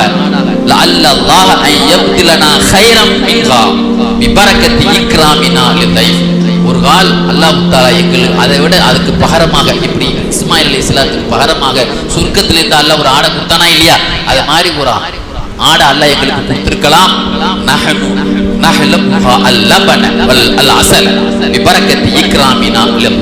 அந்த விருந்தாளியை நாங்க கண்ணியப்படுத்ததனால் அல்லாஹ் எங்களுக்கு தேனையும் பாலையும் கறக்கக்கூடியவங்களா பாருங்க. வர்றவங்க எல்லாம் கறக்குறாங்கன்னா ஒரு அளவு தானங்க, வர்றவங்க எல்லாம் கறக்குறதுனா ஒரு அன்லிமிட். அப்படிப்பட்ட ஒரு பாக்கியமான அதே மாதிரி சஹாபாக்களுடைய காலத்தில் வாழ்ந்த ஆமிர் இப்னு அப்துல்லா ரஹ்மத்துல்லாஹி அலைஹி அந்த காலத்துல எல்லாம் இஸ்லாமிய அரசாங்கத்திலிருந்து ஒரு அரசாங்க தொகை போகும். சஹாபாக்களுக்கு காலம் ஒவ்வொரு ஆளுங்களுக்கும் ஒரு அமௌண்ட் கவர்மெண்ட் ஆளுங்களுக்கு ஒவ்வொரு ஆளுங்களுக்கும் ஒரு அமௌண்ட் கவர்மெண்ட்ல இருந்து கொடுத்தாங்க. இந்த அன்பளிப்பை இவங்க வாங்கிட்டு என்ன செய்வாங்களாம், ஒரு துண்டுல கெட்டிக்கிட்டே போவாங்க. அந்த தாபி யாராவது முஸ்லீம் கேட்டா அந்த துண்டுல இருந்து அழுத்து கொடுக்கணும். அவங்களுக்கு மாச சம்பளம் கவர்மெண்ட்ல இருந்து கொடுக்குறாங்களா இல்லைங்க, அதை துண்டுல இவங்க கட்டி கொண்டு போகும்போது வழியில் இருக்குது அதை அழுத்து கொஞ்சம் கொஞ்சமா கொடுத்துறது. வீட்டுல போய் பார்த்தா கவர்மெண்ட் சம்பளம் அப்படியே அந்த துண்டுல இருக்கு. அல்ல எப்படிப்பட்ட ஒரு பரக்கத்து பாருங்க. நம்ம பேப்பர்ல வந்து நீங்க வர்றோம், உங்க வர்றவங்க விளங்கி போனா வீட்டுல போனோம்னு அப்படியே இருக்குது. அப்ப அல்ல எந்த அளவுக்கு அந்த கொடையை பொருந்தி கொண்டால் அந்த பாக்கியம் நடந்திருக்கு பாருங்க. அத்தாவுல் அஸ்ரத் ரஹ்மத்துல்லாஹி அலைஹி இமாம் யாசின் இமாம் தன்னுடைய 500 வழிமார்கள் அற்புதத்தை எழுதும் போது அத்தாவுல் அஸ்ரத் என்ற மகானுடைய வரலாறு எழுதுவாங்க. அவங்களுடைய மனைவி வந்து 2 வெள்ளிய கையில கொடுத்து மாவு வாங்கிக்குவாங்க வெட்டி போடுறதுக்குன்னு சொல்லி அனுப்பியிருக்காங்க. அத்தாவுல் அஸ்ரத் ரஹ்மத்துல்லாஹி அலைஹி இவங்க வெளியே வர்றாங்க, ஒரு அடிமையா ரோட்ல அழுதுட்டு இருக்காரு. என்னப்பா அழுதுட்டு இருக்காங்க? அடிமை கடைக்கு சாமா வாங்குறதுக்கு 2 வெளியே தந்து விட்டாரு, கீழே போட்டுட்டேன், அதனால அடிப்பான்னு நினைச்சு அழுதுட்டு இருக்கேன்னு சொன்னோன்னா மாவு வாங்குறதுக்கு மனைவி கொடுத்து அந்த 2 வெள்ளியை கையில கொடுத்துட்டு வீட்டுக்கு எப்படி வர்றது? பத்திரகாலி மனைவிகளுக்கு எல்லாம் சாதாரணமா பதில் சொல்ல முடியுமா? சம்பளம் போடுவாங்க, கடைக்கு போன இடத்துல காச வேலைக்கு கொடுத்துருந்தா நம்ம என்னமே திங்கிறதுன்னு கேட்பாங்களேன்னு வெளியே ஏதாவது வழி வராதா, ஏதாவது அல்ல நமக்கு தரமாட்டானு சொல்லி மாலை வரைக்கும் அப்படியே தலையாத்துல போய் தொழுதுட்டு இருந்தாங்க. மாலை நேரத்தில் அவருடைய நண்பர் ஒரு சர்ச்சி தொழில், அவரு அந்த மர வியாபாரம் இல்லை, அவர்கிட்ட கேட்டாங்க, என்கிட்ட எதுவுமே வேணா உங்க வீட்டு அடுப்புக்கு இந்த மரத்தினுடைய புகழ்கள் ஏதாவது கொண்டு போங்க, அடுப்புக்காக உதவும், இந்த மரக்குச்சிகளை கொண்டு போங்க, அதைத்தான் என்னால தர முடியும். மரக்குச்சியை முழுக்க ஒரு பையில அள்ளிக்கிட்டு என்ன செய்வாங்க, வீட்டுல இஷா டேத்துல வந்து தெரியாம அந்த வீட்டுல போட்டு கல்யாணம் இதை போட்டுட்டு நண்பருடைய கடையில உள்ள அந்த மரக்குச்சிகளை அள்ளி கொடுத்தாருல அதை தெரியாம வீட்டுல போட்டுட்டு கல்யாணத்துக்கு போயிட்டாங்க. போயிட்டு ஒரு 12 மணிக்கு வந்தாங்க. ஒரு 3ல ஒரு பகுதி போன பிறகு, இரவுல 3ல ஒரு பகுதி போன பிறகு பார்த்தா வீட்டுல ரொட்டி சுட்டுட்டு இருக்காங்க. நைட்டுக்குள்ள முடிச்சு ரொட்டி சுட்டுட்டு இருக்காங்க. நீங்க கேட்டாங்க, இன்னும் உள்ள போனவொன்னு அவரு மனைவி சொல்றாங்க, ஏங்க நீங்க மாவு வாங்குறாருல இப்ப என்ன கடையில வாங்கினீங்க அந்த கடையில தான் வாங்கணும், அருமையான மாவு குலைக்கிறதுக்கு அற்புதமா இருக்கு சொன்னாங்க. இனி அந்த கடையிலே நான் வாங்குறேன். மாவை வாங்கிட்டாங்க. அதை தட்டி தொழில கடையில உள்ள இது அந்த மர தொழில கொண்டு வந்தாங்க. மனைவி என்ன சொல்றாங்க, ஏங்க நீங்க எப்ப மாவு வாங்குறாங்க இந்த கடையில வாங்கிட்டாங்க என்ன அப்படிங்கிறாங்க. இன்ஷா அல்லாஹ் நான் அப்படியே செய்யறேமா, எதுவுமே செய்யல. அவங்க ஹபீபுல் அஜமி ரஹ்மத்துல்லாஹி அலைஹி சஹாபாக்கள்ல இமாம்கள் காலத்துல வாழ்ந்த ஹபீபுல் அஜமி இன்னைக்கு அவங்களை எல்லாம் ஜியாரத் பண்ணக்கூடிய பாக்கியத்தை அல்லாஹ் நமக்கு தரணும். ஹபீபுல் அஜமி ரஹ்மத்துல்லாஹி அலைஹி எப்படிப்பட்டவங்க? ஒரு நாள் மக்கள் பஞ்சத்தில் இருக்கும் பொழுது ஒரு ஹோட்டல்ல போனாங்களாம். ஒரு ஹோட்டல்ல போய் சாப்பாடு கடனுக்கு வாங்கி எல்லாத்துக்கும் என்ன செய்தாங்க, கொடுத்தாங்க. அவங்க யாருக்கெல்லாம் கொடுக்கணும்னு ஆசைப்பட்டாங்களோ கொடுத்துட்டு ஒரு துணியை வச்சு பைய தைச்சாங்க. அந்த பைய தச்சுட்டு தலையை கடுக்க வச்சு படுத்துட்டு, ஆண்டவனே எனக்கு இந்த பரக்கத்து செய்வாயா ஆண்டவனே சொல்லி அவங்களுக்கு நான் கடன் கொடுக்கணும், ஹோட்டலுக்கு கடன் கொடுக்கணும், மிஸ்கின்களுக்கு சாப்பாடு கடன் வாங்கி வந்திருக்கேன் சொல்லிட்டு வெறும் துணி பைய தச்சு தலைமாட்டை வச்சு துவாசத்துக்கு படுத்தாங்களாம். ஹோட்டல்ல இருந்து ஓனர் ஆரம்பிச்சுட்டான். கடன் சாப்பாடுக்கு பில்லு கொடுங்க அப்படின்னா அந்த பைய கொடுக்கணும்னா எவ்வளவு பில்லு கொடுக்கணும் அவ்வளவு காசும் அந்த கையில் இருக்கு. இதெல்லாம் சாத்தியமா? நம்ம வாழ்க்கையில அந்த கொடைக்கு அல்லாஹ் கொடுத்த மதிப்பு பார்த்தீங்களா? ஒரு நாள் ஹபீபுல் அஜமி ரலியல்லாஹு அவருடைய மனைவி மாத குளத்தை வச்சுக்கிட்டு விரைவு பொறுத்த காட்டுக்கு போயிருந்தாங்க. இந்த சைடு கேட்ல ஒரு யாத்திரை வந்தார். இந்த மாதத்துக்கு அவர் வேலை கொடுத்தாங்க. அங்கேருந்து வந்தாங்க. மாதம் ரொட்டிக்கூட போயிருக்கு, ரொட்டிக்கூட தூக்கிட்டு போயிருக்காங்க. அவருக்கு அந்த அம்மா இது வந்து பார்த்து நாஸ்தா போடுறது நேராச்சு. இல்லை என்னங்க இன்னும் ஆச்சுன்னு வரல, ரொட்டிக்கூட போயிருக்கு. சாப்பிட்டானுங்க ரொம்ப நேரம் ஆச்சு. இல்லை ஒரு ஆள் வந்தார், கையில கொடுத்துட்டாங்க. சுபஹானல்லாஹ், இப்படி இல்லாம பண்ணுவீங்க? அதான் உங்களுக்கு கண்டிப்பா நாங்க சாப்பிட்டு அவனை உங்களுக்கு சாப்பாடு வேணும். ஒரு ஆளை ரொட்டி சாலாம் ஒரு வீட்டுல இருந்து வரும். அதுக்கு என்ன ரொட்டியும் சாலம் சீக்கிரம் அதுக்குள்ள இப்படி ரெடியாகி வந்துருக்கு அப்படின்னு அல்ல எப்படி கொடுத்தா பத்தியல. அப்போ அவங்களுக்கு ஒரு நம்பிக்கை அல்ல தருவான். நம்ம கொடுக்கிற இது அவ்வளவு சில தினங்களை கைரமா மனிதர்களில் மகான்கள் ஒரு கூட்டம் இருக்காங்க. அல்லா தருவான், அல்லாட்ட கையேந்தினா கண்டிப்பா நம்ம கொடுப்போங்கிறாங்க. அதுல எந்த மாற்றம் இல்லாம அவங்களை ஏமாற்ற மாட்டோம். அது மாதிரி ஹபீபுல் அஜமி ரஹ்மத்துல்லாஹி அலைஹி சொன்னாங்க, ஆண்டவனே ஒரு 10,000 ரூபாய் கையில கொடுக்கணும். அல்லா என்ன நரகத்துல இருந்து ஒன்றை வாங்கிட்டேன், என் நஷ்டம் வாங்கிட்டேன் ஒன்றை இருந்து. ஏன்னா ஒவ்வொரு ஆளும் நரகத்துல ஒரு சீட்டு எல்லாத்துக்கும் புக்கிங் ஆயிருக்கு, சொர்க்கத்தில் ஒரு ஆளுக்கு சீட்டு புக்கிங் ஆயிருக்கு. எது கன்ஃபார்ம் ஆகுதோ இல்லையோ நரக சீட்டு கன்ஃபார்ம் ஆகிடக்கூடாது. எது கன்ஃபார்ம் ஆகட்டும் பரவாயில்லை, நமக்கு ரயில்வே டிக்கெட் கன்ஃபார்ம் ஆகட்டும் பரவாயில்லை, இந்த நரக டிக்கெட் கன்ஃபார்ம் ஆகிடக்கூடாது. அது பாருங்க,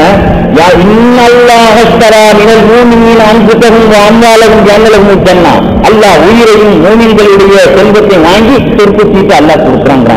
அல்லாஹ் ஒரு பிசினஸ் பண்றான். யார்கிட்ட? நம்மகிட்ட. உங்க உயிரைத்தான் உங்க பணத்தைத்தான் சொர்க்கத்தை சீட்டை வாங்கிக்கோ அல்லாஹ் தரோம். 10,000 இந்த 10,000 நான் உனக்கு என்னுடைய நட்டை வாங்கிட்டேன் நரகத்தில் இருந்து, அதுக்காக 10,000 ரூபாய். இன்னொரு 10,000 அல்ல, இந்த 10,000 ஏற்றுக்கொண்டால் அதுக்கு நன்றிக்கான இன்னொரு 10,000 20,000. மூணாவது ஒரு 10,000 கொடுக்கணும். ஆண்டவனே முதல் 10,000 இரண்டாவது 10,000 ஏற்றுக்கொள்ளாவிட்டால் இந்த மூணாவது 10,000 ஏற்றுக்கொள்வாயாக.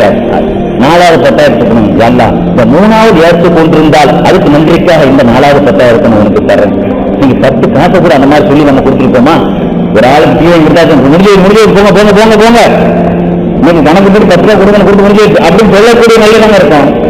சுகுர் அலைஹிஸ்ஸலாம் ரசூலுல்லாஹ் சொல்றாங்க, தப்ரானி ஹதீஸ்ல இருந்து ரோட்ல போயிட்டு இருந்தாங்க. இஸ்ரவேலர்களுடைய கடை வீதியில் ஒரு மனிதர் பார்த்தாரு.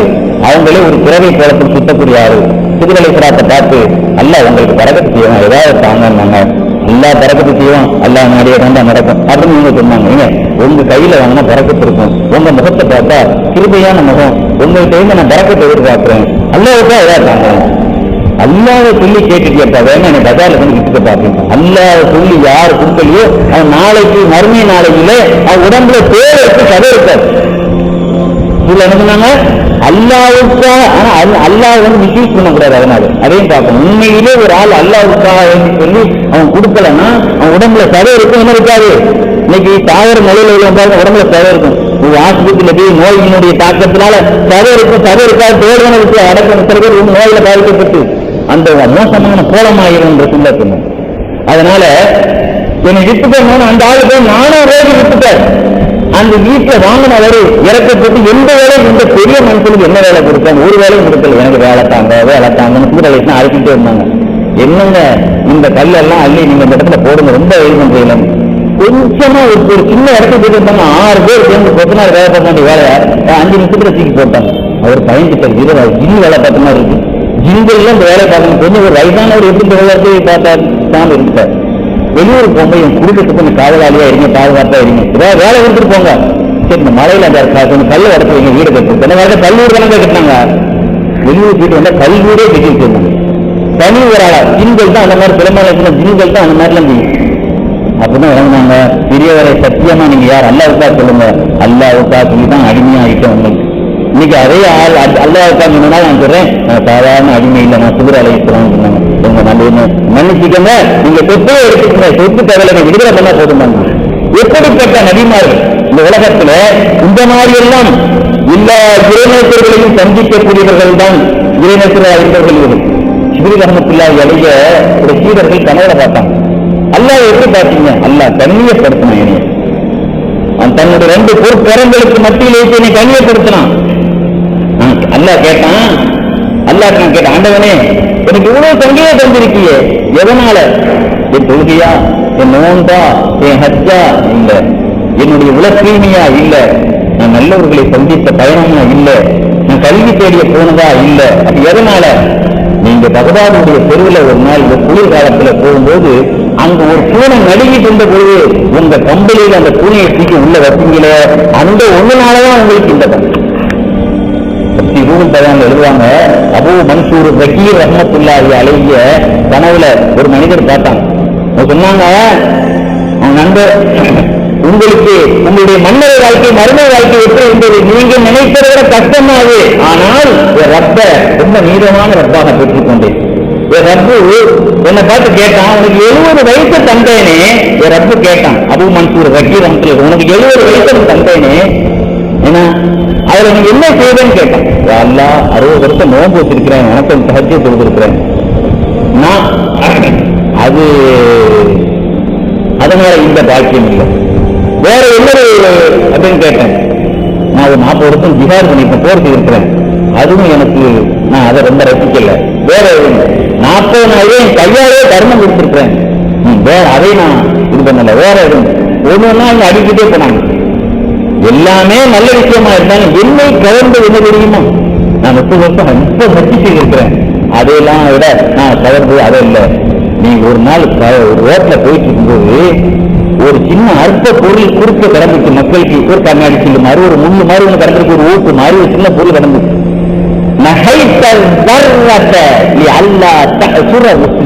ஒரு முஸ்லீம் கீழே விழுந்துடக்கூடாது என்பதற்காக கீழே கிடக்கிற ஒரு அற்ப பொருளை தூக்கி அப்புறப்படுத்தீங்க, அந்த ஒண்ணுனாலதான் அல்ல உனக்கு நான் ரஹ்மத்தை பார்க்கணும். அதான் சொல்ல சொன்னாங்க, திருத்த முகத்தோடு நடமாடுவதும் ஒரு தரும்.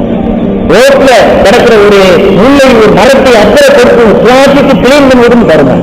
தர்மம் என்பது காசு கொடுக்கிறது மட்டுமே தரும் இல்லைங்க. அபூ சஹல் ஒழுக்கி ரஹ்மத்துல்லாஹி அலைஹி வீட்டுல ஒழுவு சீட்டு இருந்தாங்க. ஒழுவு சீட்டு இருக்கும்போது ஒரு ஆளு உதவி செய்யுங்களான்னு வீட்டுல பார்த்தாங்க, யாருமே இல்லை. என் ஜிப்பாவை எனக்கு ஜிப்பாவை வளர்க்கணும் கொண்டுட்டு அப்படின்னு வீட்டுல யாருமே இல்லை. ரொம்ப தூரம் போன உடனே என் ஜிப்பாவை கூட எடுத்துட்டு போயிட்டான், வீடு கட்ட மாட்டான். சொன்னாங்க, என் ஜிப்பாவை கூட எடுத்துட்டு போயிட்டான். கடைசியில் பார்த்தா அவர் போயிட்டார்.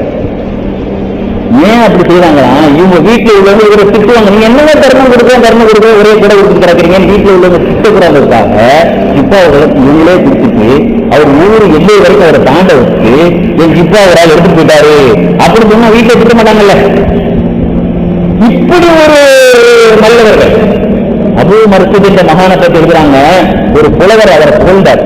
சொன்னாங்க, காசு தர்றதுக்கு எதுவும் இல்லப்பா, ஏன்னா என்னைய கோர்ட்ல கொண்டு போய் என்னை கேஸ் போடு, 10,000 ரூபாய் போட்டு தரமாட்டுக்காரு என் பணத்தை வாங்கிட்டு என்னை பற்றி ஒரு கேஸ் போடு, நானும் உங்களுக்கு 10,000 ரூபாய் கொடுக்கணும்னு சொல்றேன், என்னை பிடிச்சி வெயில்ல வை. இந்த குடும்பத்துக்காரங்க 10,000 கொடுத்து ரிலீஸ் பண்ணிடுவாங்க, அது எனக்கு 10,000 கிடைக்கும். சொன்னாங்க, நீ போகிறது என்ற காசு இல்லை, ஆனா நான் என்ன செய்யறேன், என்னால 10,000 ரூபாய் தரணும்னு சொன்னா நான் நீதிபதிக்கு ஒப்புக்கொடுறேன், 10,000 கொடுக்கணும்னு சொல்லுவேன், எனக்கு ஜெயில வை.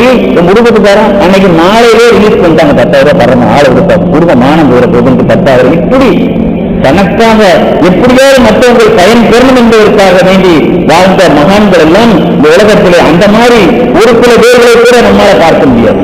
நீங்க பாருங்க, உஸ்மான் மக்ரதி ரஹ்மத்துல்லாஹி அலைஹி டெய்லி 1000 ஒட்டகத்துல சாமானை எடுத்துக்கிட்டு 500 வீட்டுக்கு பேர் டெலிவரி, 500 வீட்டுக்கு பேர் டெலிவரி பண்ணுவாங்க. நாங்க உங்க வீட்டுக்கு தாமா நம்ம நோம்புக்கு தான் கொடுப்போம். டெய்லி 500 ஒட்டகம் ஒரு குட்டியான அன்னைக்கு சாமான் அழிக்கு போற மாதிரி ஒரு லோடு, ஒரு சாமான் அழிக்கு பேர் ஓட்டுவாங்க தப்பு கிளம்புற மாதிரி. இந்த மாதிரி எல்லாம் இந்த உலகத்தில் வாழ்ந்த மிகப்பெரிய நேரிகராக இருந்தவர்கள். நான் சொன்னேன், 80 பேருக்கு டெய்லி சாப்பாடு கொடுத்தா அதுதான் சாஹிபுன் உபாதா மதீனா அன்சாரி தலைவர். அவங்க மகன் கைப்பற்றி சாப்பிட்டாங்க, சோம் இல்லாம இருந்தாங்க, யாருமே நோய் விசாரிக்க யாருமே கல்யாணம் வீட்டுக்கு போட்டாலும் சோம் இல்லாத அளவுக்கு பார்க்க போகும். யாருமே ஏன் கேட்டாங்க, ஏன் என்னை யாரும் பார்க்க வரல, என்னை ஏன் பார்க்க வரலன்னு அவங்க கேட்டாங்க. அப்ப சொல்லப்பட்டுச்சு, நீங்க எல்லாரும் உங்களோட கடன் வாங்கியிருக்கிறாங்க, அதனால வெட்கப்பட்டு வரல. அப்படியா? அல்ல அந்த பணத்தை கேவலப்படுத்துவானா? அந்த பணம் தான் என்னை பார்க்க விடாம ஆக்கிட்டா. சொல்லுங்க, யாரெல்லாம் நான் கடன் கொடுக்கணுமோ எல்லா கடனையும் விவசாய கடன் தள்ளுபடி பண்ணா நான் தள்ளுபடி பண்ணிட்டேன்னு சொல்லுவோம்னு சொன்னாங்க. விவசாய கடன் நான் விவசாய கடன் ஒழுங்கு பண்றானா கவர்மெண்ட் அதனால சொல்றேன். உனக்கு யாரெல்லாம் கடன் தரணுமோ அதெல்லாம் கைத்துக்காக தள்ளுபடி பண்ணிட்டாரு, தள்ளுபடி பண்ணணும்னு அவ்வளவு பேர் மாலையில கூட்டம் கூட்டிட்டு காசு கேட்க மாட்டாங்க. நம்மகிட்ட காசை தள்ளுபடி பண்ணிட்டாங்க. ஊரு உள்ள கூட்டம் ஏறி படியே எடுத்து போட்டாங்க. அந்த காலத்துல காங்கிரஸ் பெரிய போட்டுருக்காங்க, திங்கள் பெரிய போட்டுருந்தாங்க. எல்லாரும் திங்களே அந்த காலத்துல அந்த மாதிரி சாங் கிடையாது இல்லைங்க. எல்லாரும் பார்க்க வந்து படியே உடம்பு போச்சு. அந்த அளவிற்கு கைத்துக்கு சாட் அவங்கள்ட்ட ஒரு ஆள் பேசப்படுத்தி, உங்களோட குறைவுகள் யாராவது இருக்காங்க? என்னை விட பெரிய குறைவுகள் எல்லாம் நான் பார்த்திருக்கேன். ஒரு சமயம் ஒரு வீட்டுக்கு விருந்தாளியாக 2 பேர் போனோம். அவர் ஒரு ஒட்டகத்தை முடிச்சா இருக்காரு. ஒட்டகத்தை 2 பேரா ஒரு ஒட்டகத்தை போறோம். மறுநாள் ஒரு ஒட்டகத்தை இருக்காரு. நேற்று சின்ன கறியை கொஞ்சம் தான் ஒரு ஒட்டகத்தை, இன்னைக்கு ஒரு ஒட்டகத்தை பிடிச்சி வச்சிருக்கல. பழைய கறி, புதிய கறி, ஃப்ரெஷ் கறி இல்லை. ஒரு எழுதினாரா? நேற்று அடுத்த ஒட்டகத்துக்கு நீங்க 2 பேர் இருக்கணும், கொஞ்சம் நேரம் தின்னோம். இன்னைக்கு ஒரு புது ஒட்டகம், பழைய கறி இல்லைன்னா இது புதிய கறி. அது வேற மழை காலத்தினால 2-3 நாள் இருந்தோம். 2-3 நாளும் 3 ஒட்டகம் வந்தார். எங்களுக்கே வெக்கமா போச்சு. இது நம்மளால 3 ஒட்டகத்தை அறுக்கப்பட்டாங்கன்ட்டு 100 தங்க காசு தெரியாம வீட்டுல வச்சுக்கிட்டு அவங்க மனைவிட்ட அவங்க கணவத்தை மன்னிக்க சொல்லுங்க, ரொம்ப கஷ்டம் கொடுத்துட்டோன்னு சொல்லிட்டு கிளம்பி போயிட்டாங்க. பின்னாலே அந்த மனிதர் குறைச்சி பிடிச்சி, நில்லுங்கள் நீங்க எல்லாம் விருந்துக்கு இலை கொடுத்துட்டு போறீங்களோ, உங்களுக்கு விருந்து கொடுத்தா அதுக்கு காசு கொடுத்துட்டு போறீங்களோ, குத்தி போடுவேன். அந்த காசை நீங்க வாங்கலாம், உங்களை இந்த கத்தியால குத்தி போடுவேன். என்ன சொன்னாங்க? 100 தங்க காசை வீட்டுல வச்சுட்டு போறீங்க, நான் கொடை கொடுத்ததுன்னு காசுங்கிறதுக்கா கூலியை நீங்க விற்கிறீங்களா? காசை மட்டும் நீங்க வாங்கலன்னா உங்களை கத்தியால குத்தி போடுவேன். எப்படிப்பட்ட மகான்கள் இந்த உலகத்துல வாழ்ந்திருக்கிறாங்க. அது மாதிரியான உலகத்துல பார்க்க முடியுமா? அவ்வளவு சட்டம் தூஷன்ஜி ரஹமத்துல்லாஹி சொல்லுவாங்க, பாத்ரூம் கக்கூஸ்ல உட்கார்ந்துட்டு இருக்கிறாங்க. காட்டுல உட்கார்ந்துட்டு மாணவரை சொன்னாங்க, மாணவரை சித்தாவை கலப்பி ஒரு ஆள்கிட்ட கொடுத்துருப்பாங்க. முதல்ல கழுவிட்டு வாங்கலாம், எவ்வளவு அவசரம் என்ன? இப்ப அவங்க பாத்ரூம்ல கழுவுங்கிறாங்க, கழுவிட்டு வந்து கலக்கலாமா? இல்ல, அதுக்குள்ள மனசு மாறிடக்கூடாது, அதுக்குள்ள மனசு மாறிடக்கூடாது. எப்படிப்பட்ட இந்த உலகத்தில் அந்த மாதிரி எல்லாம் நம்ம பார்க்க முடியுமாங்க?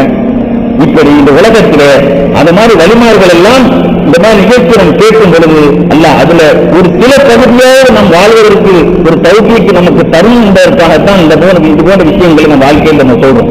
அல்ல அதுபோல அதுபோல் நமக்கு பாக்கியத்தை அல்ல தருவானாக. கண்ணியத்துக்குரியவர்களே, ஊரில் செய்தி சில செய்திகள் சதீஸ் ரஹ்மத்துல்லாஹி அலைஹி பெருநாள் அன்னைக்கு போனாங்க.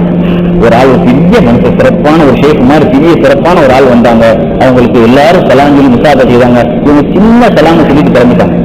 அப்படி எல்லாரும் கேட்டாங்க, எங்க ஒரு பெரிய மகான், நீங்க ஒரு பெருசா சலாம் அலைக்கும் ரஹ்மத்துல்லாஹி வரகாத்துக்கும் பெருசா சொல்லலாங்க. சலாம் அப்படி சொல்லிட்டு பேசுங்களேன், சலாம் அப்படின்னு சொல்லிட்டு பேசுங்களேன். உங்க பெரிய மனுஷன் எனக்கு நல்லா தெரியும், பெரிய மனுஷன் எனக்கு தெரியதான் தெரியும். நான் ஏன் சலாத்தை சாட்டாக்குனேன்னா, ரசூலுல்லாஹ் என்ன சொன்னாங்க, ஒரு முஸ்லீமும் சந்தித்தால் அல்லாஹ் 100 ரஹ்மத் இறக்குறான். அதுல 2 பேர்ல யாரு பெரிய சலாம் சொல்றாங்க அவருக்கு தான் 90 ரஹ்மத் கொடுக்குறாங்க. நான் பெரிய சலாம் சொன்னா எனக்கு நிறைய கிடைச்சிடும், அவருக்கு நிறைய கிடைக்கிட்டு தான் நான் சாதாரணமா சொன்னேன். அவருக்கு அலைக்கும் சலாம் ரஹ்மத்துல்லாஹி வரகாத்துக்கும் சொல்லுவார்ல எனக்கு. அது 90 ரஹ்மத் இந்த 2 பேருக்கு மத்தியில் அல்லாஹ் பங்கு வச்சு கொடுத்தா 90 யாருக்கு கிடைக்கட்டும், நிறைய சலாம் அவருக்கு கிடைக்கட்டும் சொல்லி தான் நான் கொடுத்தேன். இப்படிப்பட்ட ஒரு நிலைமை குளிர் காலத்துல சட்டை இல்லாம இருந்தாங்க. எல்லாரும் சட்டை தொற்று கம்பளி பலரையும் போட்டு உடம்புக்குள்ள போட்டிருக்கிறாங்க. நீங்க வெறும் சட்டை இல்லாம இருக்கீங்க. ஏழைகள் எத்தனை பேர் குளிர் காலத்துல போர்வை இல்லாம இருக்கிறாங்க. எனக்கு போர்வை கொடுத்துதான் உதவி செய்ய முடியல, குறைஞ்சு போச்சு அவங்க போடுற கஷ்டத்தையாவது அனுபவிச்சு அவங்களுக்கு வெற்றி போகலாம் நினைச்சுதான் நான் இப்படி இருக்கிறேன்னு சொன்னேன். இப்படி உலகத்துல ஒரு பண்பாடு உள்ளவர்களை, ஒரு பாக்கியமான ஆளுகளை நம்ம உலகத்துல நம்ம பார்க்க முடியுமா? நீங்க பாருங்க, எங்க பணம் சுட்டு பணம் காசு ஏமாற்று பித்தலாட்டம் செய்தி களவு இடங்கள் எல்லாத்தையும் பிரார்த்தனை. சதீஸ் ரஹ்மத்துல்லாஹி அலைஹி ஒரு நாள் பகதாதுல ஒரு கடை வச்சிருந்தோம்.